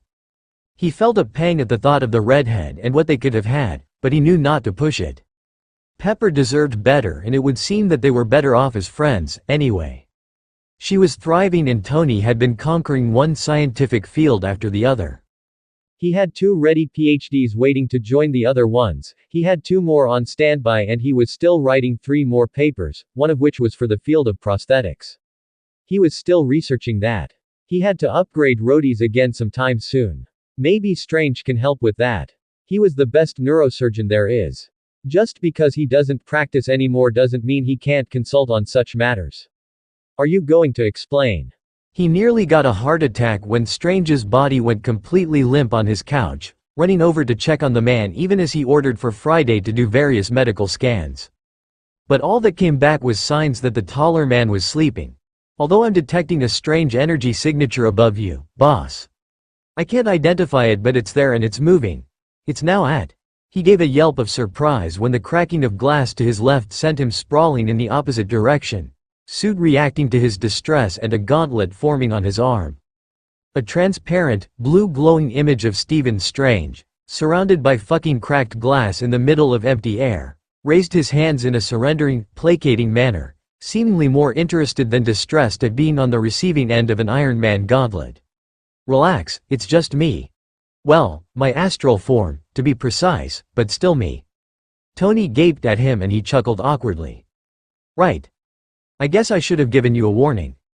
You asshole, Tony thundered at that, startling both Strange and his helper bots, Dumb E. You and Butterfingers looking up at their creator curiously, beeping in question. Don't do that. I have a heart condition. The ex-neurosurgeon looked apologetic immediately, but Tony walked over whatever apology was trying to leave his mouth. I thought that spelled did you in. Give me a heads up next time, or I swear to whoever is listening that I will. He trailed off, fighting back the memories of the last surgeon who had been so still in front of him. God, he needed to stop making parallels between Strange and Yinsen. Especially as Strange was more like himself in some important aspects than he was like Yinsen. I'm sorry, Stephen said soothingly, coming to hover right in front of him with a worried look on his face. I didn't mean to scare you. But I'm fine. This is just me exiting my body so it can rest and I can still be aware of the world. It's how I improved so rapidly and went through all the books in Kamar Taj so quickly. I wish I had it while studying in medical school. Can you affect the physical world like this? Tony asked curiously, wanting to reach out and refraining from touching the astral projection, just in case he somehow messed up the magic. He wasn't even sure if he could, but he didn't exactly have the best of luck most of the time, so he didn't exactly want to risk it. Only to a certain point. I can touch things, but I don't think I can touch people. I'm not sure how it works, because I once trashed an operating room even though I could pass through solid objects. Stephen furrowed his brows at the same time Tony did. Both of them trying to solve the puzzle. Tony was a little surprised the Sorcerer Supreme wouldn't know something like that, but he figured Strange was as human as the rest of them. Not even he was all-knowing. Not all answers could be found in books. Well, Friday says you are registering to her like a mass of energy, so I would take a leap and make a guess that it's actually leaked. Residual energy that wrecked the room when you passed through the objects, not, well, he indicated at the bodiless apparition. Some of it was released when you hit or passed through an object, and it did what all energy does when it's put in such a situation. It turned to kinetic energy and moved the object. The more energy you used, the further the object would be moved.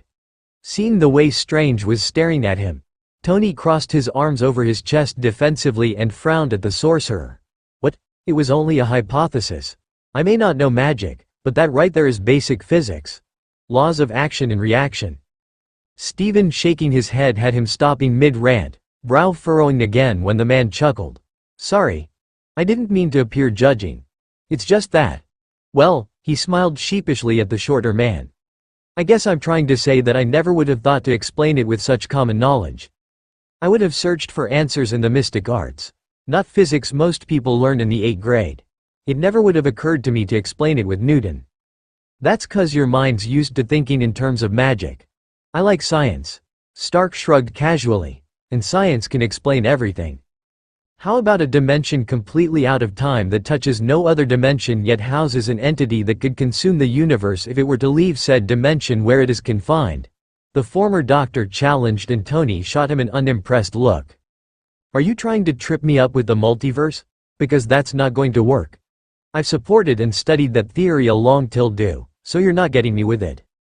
That doesn't explain the dimension I've asked you to explain. Steven pointed out with a challenging look in his eyes, which Tony met equally and unflinchingly. Give me the parameters of it and I'll do it, he said confidently, knowing he can do it, given some time and the most basic of information. In fact, give me any data regarding that which you call magic and I will crack it like a code and explain it to you in terms even someone as helpless as Rogers can understand, or in terms that would confuse the shit out of Einstein himself. Again with a strange look on Steven's face, pun not intended. Tony shifted under that scrutinizing gaze, looking around the lab before meeting the astral projection's eyes again. What? He growled. Or at least he hoped he did. It was rare he was on the receiving end of such a gaze. Or maybe not, now that he thought about it. Other scientists and random people have leveled that look at him whenever he said something unexpected yet completely amazing. Not all that rare, considering who he is. But Strange wasn't the usual kind of person he dealt with. He was even stranger than Thor and Vision, and that was saying something. He shouldn't have been able to affect him so easily. Oh, nothing. You just reminded me of something my master once told me. Tony did his best inquisitive look and it worked. She once told me to think of magic like coding for reality. With a little tweak. A good sorcerer can manipulate reality as easily as a hacker or programmer can a computer program. He hummed and thought, studying Stark for a moment. I think you would have made an excellent sorcerer. Me? Don't kid yourself. I probably break reality. I tend to be very creative with my coding. Tony said with a snort. Ultron was more than enough proof for his words. Even though the hostile, killer vibes Ultron ended up possessing had never been part of Tony's design. Still, he should have built in some defenses, made Ultron better. And yet he knew he had done the best that he could. How was he supposed to know that some cosmically powerful rock was going to screw him over? No, I think you'd make it better. It's just that no one would appreciate your efforts. He nearly flinched at how close to home that hit, but he was saved from replying when Friday pipped in. Boss, you have a guest in the common room on your floor. He says it's urgent you meet him immediately, boss, and he's not taking no for an answer. A pause. Not even for the danger of leaving a particle accelerator activated in your absence. There was an angry, condescending air to her tone that seemed to impress Strange, judging from the arched astral eyebrow he sent Tony's way. Tony frowned. That either meant he was dealing with someone willful enough to ignore the dangers of an intense, powerful laser being left unattended, or it was someone ignorant enough to ignore the same dangers. Especially as the particle accelerator for the arc reactor is stronger than the others. Starkenium, discovered by Howard Stark and rediscovered, created and improved by Tony Stark, was made of far sturdier stuff than anything else on Earth. Or maybe even beyond, seeing as it had absorbed the lighting generated or at least conducted by the god-like metal that was Uru. The particle accelerator Tony used was not a toy to be left unattended, and while Friday can turn it off in his absence or he could do it manually if there was code transferring problems, it was still dangerous to leave it fully powered and ready to go. Out of all the people that Tony knows who would personally come to him for something at the moment and who would ignore this rather dangerous scenario for the sake of dragging him off to some stupid-ass conversation, he knows only two who would insist. And only one of them can call a bluff like this one. Go. He jumped when he heard Strange speak up behind him. I can keep things in order down here just fine. If there's anyone coming down here, I'd sense them long before they get near the lab, especially like this. I can wake up in a second and be ready. I will keep Vision safe. That wasn't what Tony was worrying about initially, but it still calmed a part of him and he nodded. Thanks, he said sincerely. Think nothing of it. The sorcerer waved him off with a small quirk of his lips. Now off you go before whoever it is decides to try and break in and gets an eyeful of unconscious wizard. So you do admit to being a wizard? Shut up, Tony. But he was smiling and Tony was grinning and he felt great. Never mind how tired he was. God, how long has it been since he had smiled so sincerely? So genuinely, feels like a lifetime ago, since before Ultron, that's for sure. Before, just before, he liked it. He hoped he'll smile more, especially if their plan works. even though they will have lots of more planning to do. Preferably after he catches some well-deserved Z's. So he just waved at the hovering astral form of Strange and exited the lab, only to yelp when something soft and warm settled over his shoulders. Looking down, he found it to be the good doctor's red cape, snuggling around him for a second before settling to resemble itself, flaring dramatically around him without the need of wind. He looked back to arch an eyebrow at Steven, but most if not all of the humor from before was gone from the man's face. The cloak of levitation should go with you, for protection's sake. Shouldn't it stay with you then? But Strange only shook his head. I've put up enough magic wards around this place should the effects of the time stone leak through that this room is officially the most magically and technologically safe place on Earth. Except maybe the sanctums and Kamar Taj. But they have a completely different purpose and an entirely different form of protection to go with it. I'll be perfectly safe. Tony still made a face at the thought of his science heaven being invaded by magic, but he wouldn't be opposed to it remaining, if Strange forgets to lift it. There are other magic users out there that might try to break in for whatever reason they might have. It could come in handy, and Tony's never one to turn away useful things, if you're sure. I can disguise it into a coat or jacket if you wish. You and I will know what it is, but no one else will see it like that unless they know what it is. Tony thought about it but shook his head. No. Strange just shrugged. It was no skin off of his teeth. The cape cloak seemed pleased by his answer, judging by how it caressed his cheek. He short Strange a look, but the man just shrugged. Figures. I'll see you later, then. Try to get some sleep. The ex-neurosurgeon shouted after him, and Tony rolled his eyes. Still, the warmth of the cloak and the pleasant smell, tea, old books, incense and something else he can't quite determine, that clung to it was actually tempting him to cuddle it like a teddy bear, bury his face in it and sleep for the next 3 days. Maybe he'll do that to the lullaby of Jarvis, eventually exchanging snarky comments with Friday and maybe Vision while his other bots are beeping in the background tomorrow. But it would seem he still had work to do today. A smile tugged at his lips at the thought of it even as he ascended in the elevator to the penthouse.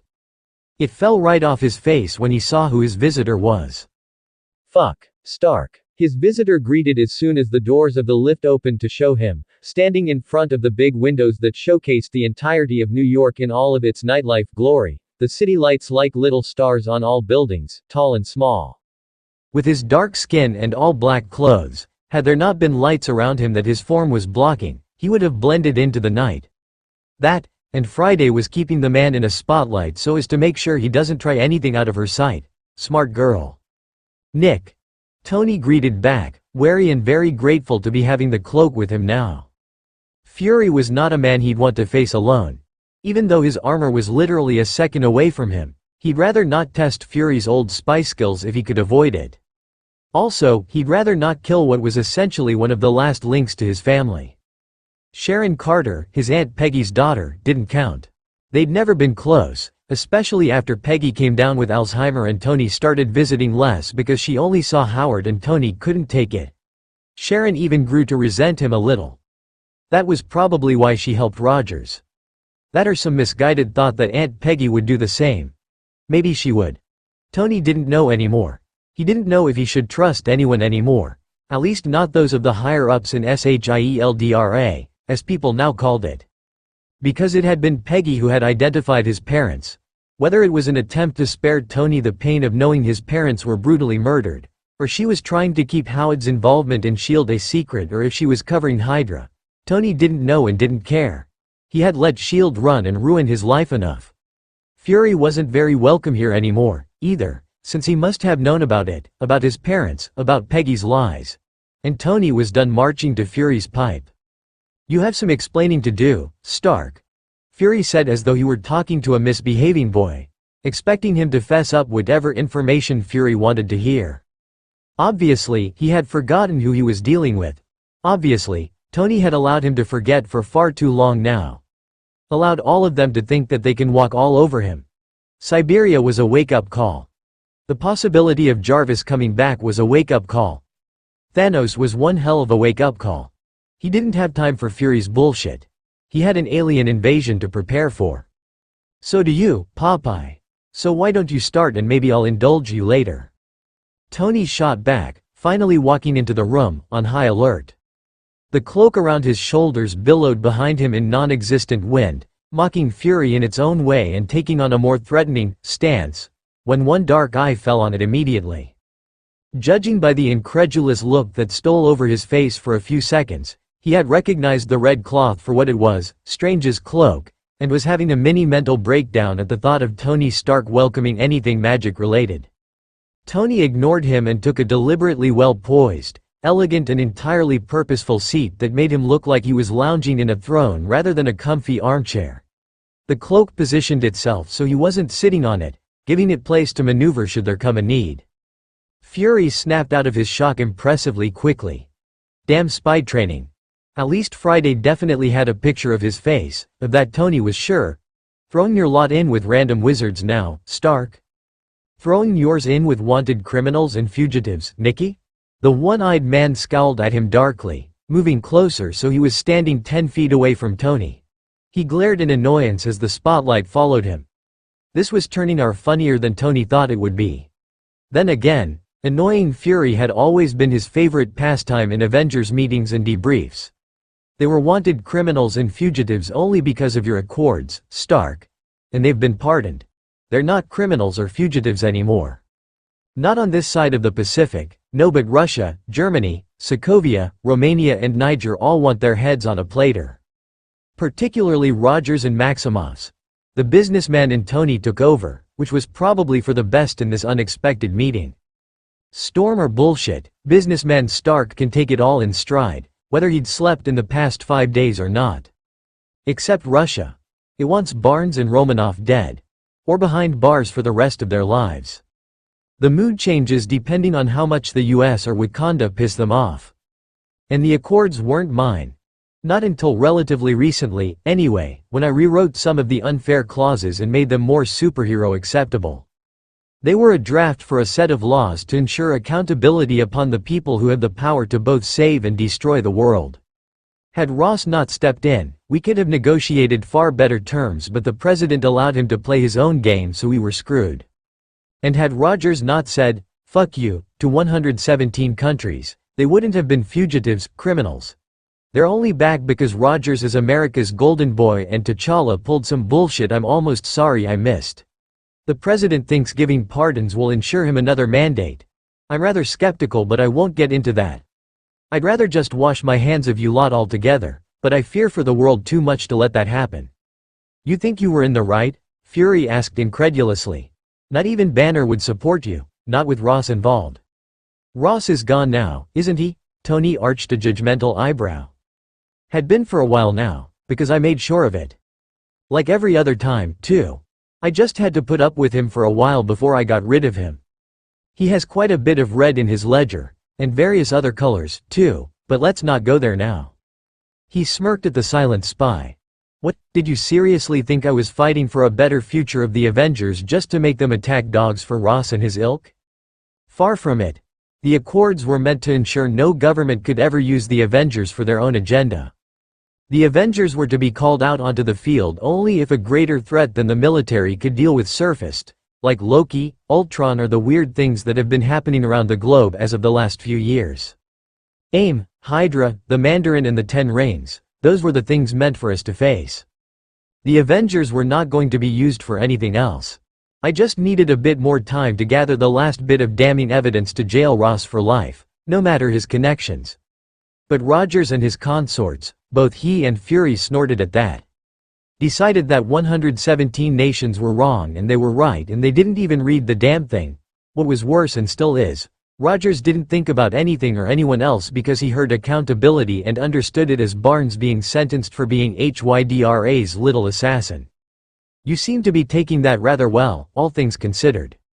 I've dealt with greater bullshit than Rogers can dish out, but he's starting to climb the ladder of bullshittiness each day he breathes. Tony waved off the hidden inquiry about his emotional and mental state of well-being regarding the death of his parents. It wouldn't be a good idea to leave them alone in a room together, because the urge to punch Barnes in the face with the Hulk Buster armor was still very strong, but Tony didn't hold it against Bucky, what he had done as the Winter Soldier. Unlike some people Wanda cough, he wasn't a willing Hydra guinea pig and agent. If I had a problem with Barnes, He'd have been a smear on that bunker wall long before Rogers could throw the first punch. I don't want Barnes dead. I just don't want to spend much time with him until I bury that memory away sufficiently enough not to follow the instinct of punching him in the face. And he says, sufficiently enough, because he will never be able to completely erase the image of his parents' death from his mind. Curse of his edict memory. I don't know if any of you follow the news these days, but I have been not to be killed by the Soviets. And he'll go to court for the things he did in Bucharest, Germany and Siberia and nothing else. In those times we know for sure that he was acting of his own accord, not as the Winter Soldier. Maybe they'll be lenient enough to lessen his sentence if he gives up Rogers, since it was Rogers who dragged him into that mess, but don't expect less than 10 years. Germany refused, gleefully, to let SI pay for the damage done by Rogers and Barnes. And Romanov. I'd expect a hefty bill in your mail if you decide to take them in. They're not welcome back in the Avengers Initiative. Ah. I was waiting for you to pull that card. Was it just him or did Fury sound pleased? I'm glad I made the right choice. I knew you'd do good for the initiative. You might need more members, though. You, Colonel Rhodes, Vision and that Spider Kid are just not going to cut it, Stark. Tony stared at him, flabbergasted.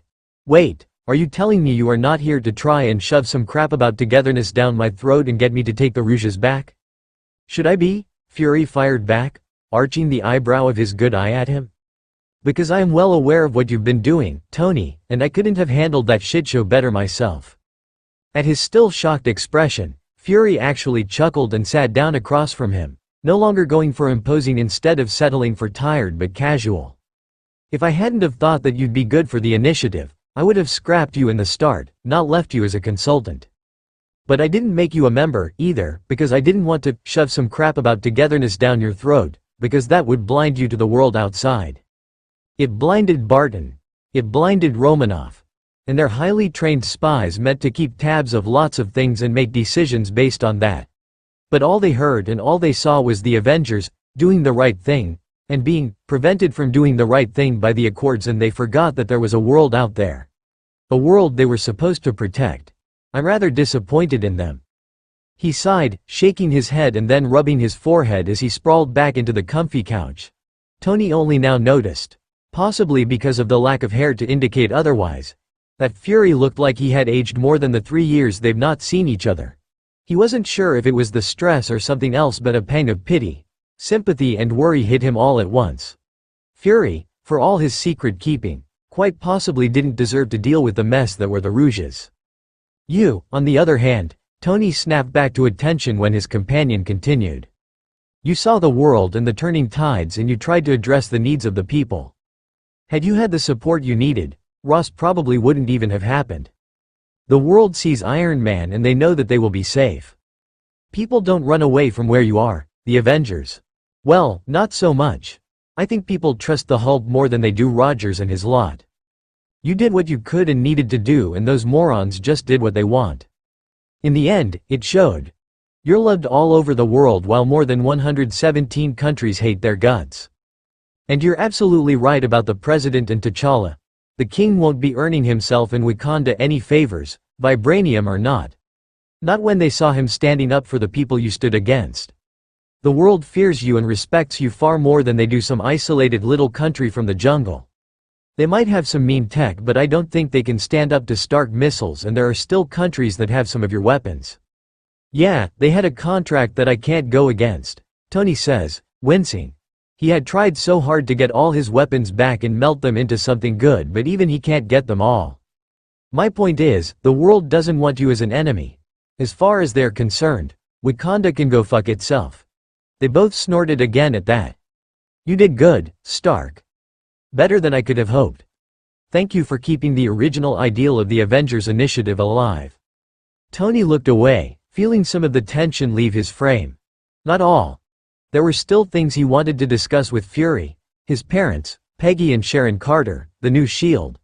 But that can all wait. Thank you for trusting me with it. I wouldn't. Because you're one stupid genius, you know that? Fury chuckled, somewhere between fond, exasperated and sad. You don't mess up things that are important, Stark. You just think that you do. You throw yourself into it completely and forget to take care of yourself, which is what worries me at the moment. Fury looked him over from head to toe and Tony felt the cloak bristle, wrapping more tightly around him. Drawing Fury's eye to it, too. That and whatever you're planning with your magical new friend. You'll be informed in due time, Nikki. Just not right away. You have your plate full as it is. Tony crossed his arms over his chest, face going blank. You might need help. I have it. Fury frowned. You don't know anything about this man, Stark. I know that he understands the threat I've been warning everyone about and I know he is taking me seriously. He glared at Fury and the cloak suddenly flared itself up to look larger and more intimidating. I know that he will help. I know he won't just brush me off and I know he believes me when I tell him how serious it is, which means more to me than you can possibly guess. And I know he won't hurt or try to control or use me in any way, unlike my last team who welcomed a willing Hydra agent mind rapist into our midst with open arms. So, yeah. I know enough about him to not need any help from you, Nick, other than keeping those idiots out of my way. So that is all it takes to have your trust? To say you were right? Tony wants to snort at how disappointed Fury sounds. Now this was an act. Whatever genuine interaction they had been having not 5 minutes ago was over. Probably dried up Fury's yearly truth supply. He says what he says but Tony can practically hear Romanoff's lessons about people not catering to his fragile overinflated ego. How she was allowed to do psychological evaluations and character profiling, he doesn't know and he no longer cares. He'll be keeping a sharp eye on New Shield soon enough. Friday will have a lot to learn from her big brother. Jarvis can tear S.H.I.E.L.D. apart in a couple of clicks. God, he hopes his and Strange's weird plan works.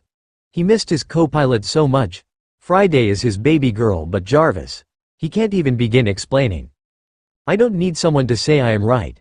I need someone who will see that I am right and who will react accordingly. I, unfortunately, so far have 2 people who believe me but don't know what to do about it and 1 person who always believes me and was trying to help me. Now I have 1 more plus vision to add to the list. My life is about to become a hell of a lot easier since I will have the support that I always needed from the team I always deserved. And I don't trust him. You don't? Fury asked him skeptically, studying him with his one eye. Not yet. Tony confirms. Ask me again 2 days from now. The answer might change. This isn't a joking matter, Stark. The director says in a stern tone of voice which only makes Tony snort. You really know nothing about this guy. The only thing you know is that he can use magic and I thought, with your experience, that you'd know better than stick around someone who might try to brainwash you. Oh, so I should go back to my old team, who insisted I step back, by the way, because I didn't agree with their new recruit. Where they stand by as gods choke me. Witches mind rape me and my own supposed teammates and friends stab me in the back or attack me with vibranium shields to the chest. Tony challenges, standing to his feet, the cloak of levitation adding to the flair and dramatics all on its own. Fury was up on his feet instantly as well, eyeing the magneted twitch of his hand displaying a desire to reach for his gun. I wasn't there before. I'll keep them in line, now. Stark sneers with a glare on his face, startling Fury with the rage and hatred he sees flashing there like a blazing fire. Right there in his eyes. Tony is pleased with the reaction. Good. Let him remember who he was dealing with. The moniker, Merchant of Death, was not exactly a recent name he had been called. There's a reason Russians didn't dare try another pissing contest with the US while he still made weapons. Yes, because that makes me feel so much better, Fury. The near growl that leaves his mouth surprises them both. Did you know? Of course you knew. Why would I even ask? Which brings one question to light. And what would that be? God. He hates how Fury's trying to play innocent or ignorant or stupid or whatever this is. It almost makes him want to just boot the bastard out of the tower's windows on a rocket and let him hope he doesn't die. Were you and Director Carter in on it? The hit, Hydra? The falsification of my parents' death certificates? If you want in on this, you have to give me something, Fury, because I don't trust you as far as Friday can throw you. He glares at the fidgeting man, now his hand twitching to be in a repulsor gauntlet. The rage and disgust that he felt upon seeing what his weapons were doing in Gulmira was back. Only it wasn't directed at himself anymore, it was directed at another part of his so-called extended family. God, how can 2 of his 3 honorary uncles, godfathers be such dicks? Only Jarvis was cool, but Jarvis was always cool, and he was the only one who had ever showed he cared for Tony. Maria tried and Howard didn't know how. Tony recognized some of himself in his father's actions, pushing those dear to him away, never opening up, keeping secrets, snapping every now and then, but somehow always making sure Tony was taken care of in this way or that. When he has Jarvis back, Tony plans on doing a thorough investigation of all of his father's SHIELD-related work.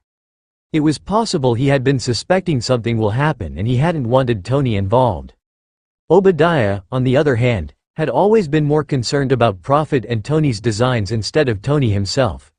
And Fury had made himself perfectly clear that he only saw Tony, and everyone else, as assets. Sharon had never cared, and now Tony was doubting Peggy had, either. He'd seen how good a liar a spy can be. And don't think I might need you. I can gather terabytes of information in half the time you could get one byte. That's classified information, that's been on the internet, dipshit. The genius interrupts, having enough. The likeliness of you having sealed it away completely is, like, 1.3% on a good day. And something tells me it hadn't been a good day when the race for all your classified information started. By the way, you can thank Rogers and Romanoff for 1,027 dead agents and 50 dead families and over 100 dead civilian friends of your agents. We couldn't extract them all, it still haunts his sleep.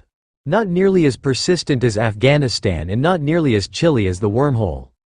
Definitely not as fucked up as Siberia. But it's there, and it's making his life hell every other day when he thinks about all those people he hadn't managed to save. He thinks to the blank and the angry and the anguished faces of the agents as they follow the proceedings through various private sources or the media, and he hates how he had to tell them who they lost. Stark Industries at least had a place for them. If SI suddenly happens to have its own secret, like an actual fucking secret, spy network that no one other than those most loyal to SI know about, it's for the best. Tony hadn't asked for it, he had given them jobs they would best be suited for and new identities, trying to keep them below the radar. But they had formed it for him anyway. He had somehow earned their loyalty. It had become so much easier to keep out other corporate spies when you have, like, 100 spies at every branch. That wasn't SHIELD's best moment, but we needed Hydra flushed out. I only expected Romanoff and Rogers to understand that only the brass was Hydra with maybe 50 active agents worldwide, but they. And the man looked almost as haunted as Tony felt for a second. The way he faltered said it all. Fury doesn't stutter or hesitate or falter. I guess I expected too much from them. Romanoff had obviously gone back to the Red Room setting and listened to whatever Rogers said, and we both know now that we can't trust him to be rational where Hydra or Barnes are concerned. Zemo played him well. Zemo played us all too well. Tony shook his head. Zemo only cared to fuck up Rogers. Taking down the Avengers was a bonus. But, you know, he was right about one thing. An empire that is destroyed from the outside can rebuild itself again and can rise to new heights. He crossed his arms and shifted his weight to one leg. But an empire toppled from within? That's good and dead. Like the Roman Empire kind of dead. West died long before East. And it's just like that within the Avengers. Stark, I won't cover for them anymore. Fury, they're on their own. T'Challa wants them back. SHIELD and the President want him back? Then that's their deal. Your deal. The Accords don't, the Avengers don't. Let West take care of itself. They do have their SHIELD to stand behind, and they can leave it or be blindsided just as easily. But that's their problem. East has an armor, and we will stand united while not actually sharing a single brain cell between us. You want a team of people who always agree with their leader? Hydra had more influence on you than I originally thought. He turns around to leave, not even looking over his shoulder when the cloak prevents Fury's hand from landing on his shoulder in an attempt to stop him leaving. You have 2 days to give me an answer, Nikki, before I find out on my own. And if you knew and if you tempered with it, I will shut you down and burn you to the ground like I did the 10 rings and my weapons factories. This is the only warning you will get. The elevator opens for him and he sends a silent thanks to his ever-loyal Friday. He should probably spend tonight and tomorrow on updating his servers so it can contain the awesomeness of both Jarvis and Friday. Jarvis takes up a lot of space. Get out, Fury. You've overstayed your welcome. It feels good to watch the elevator door close on Fury's face. It feels like closure. It feels like freedom. It was time to get to work.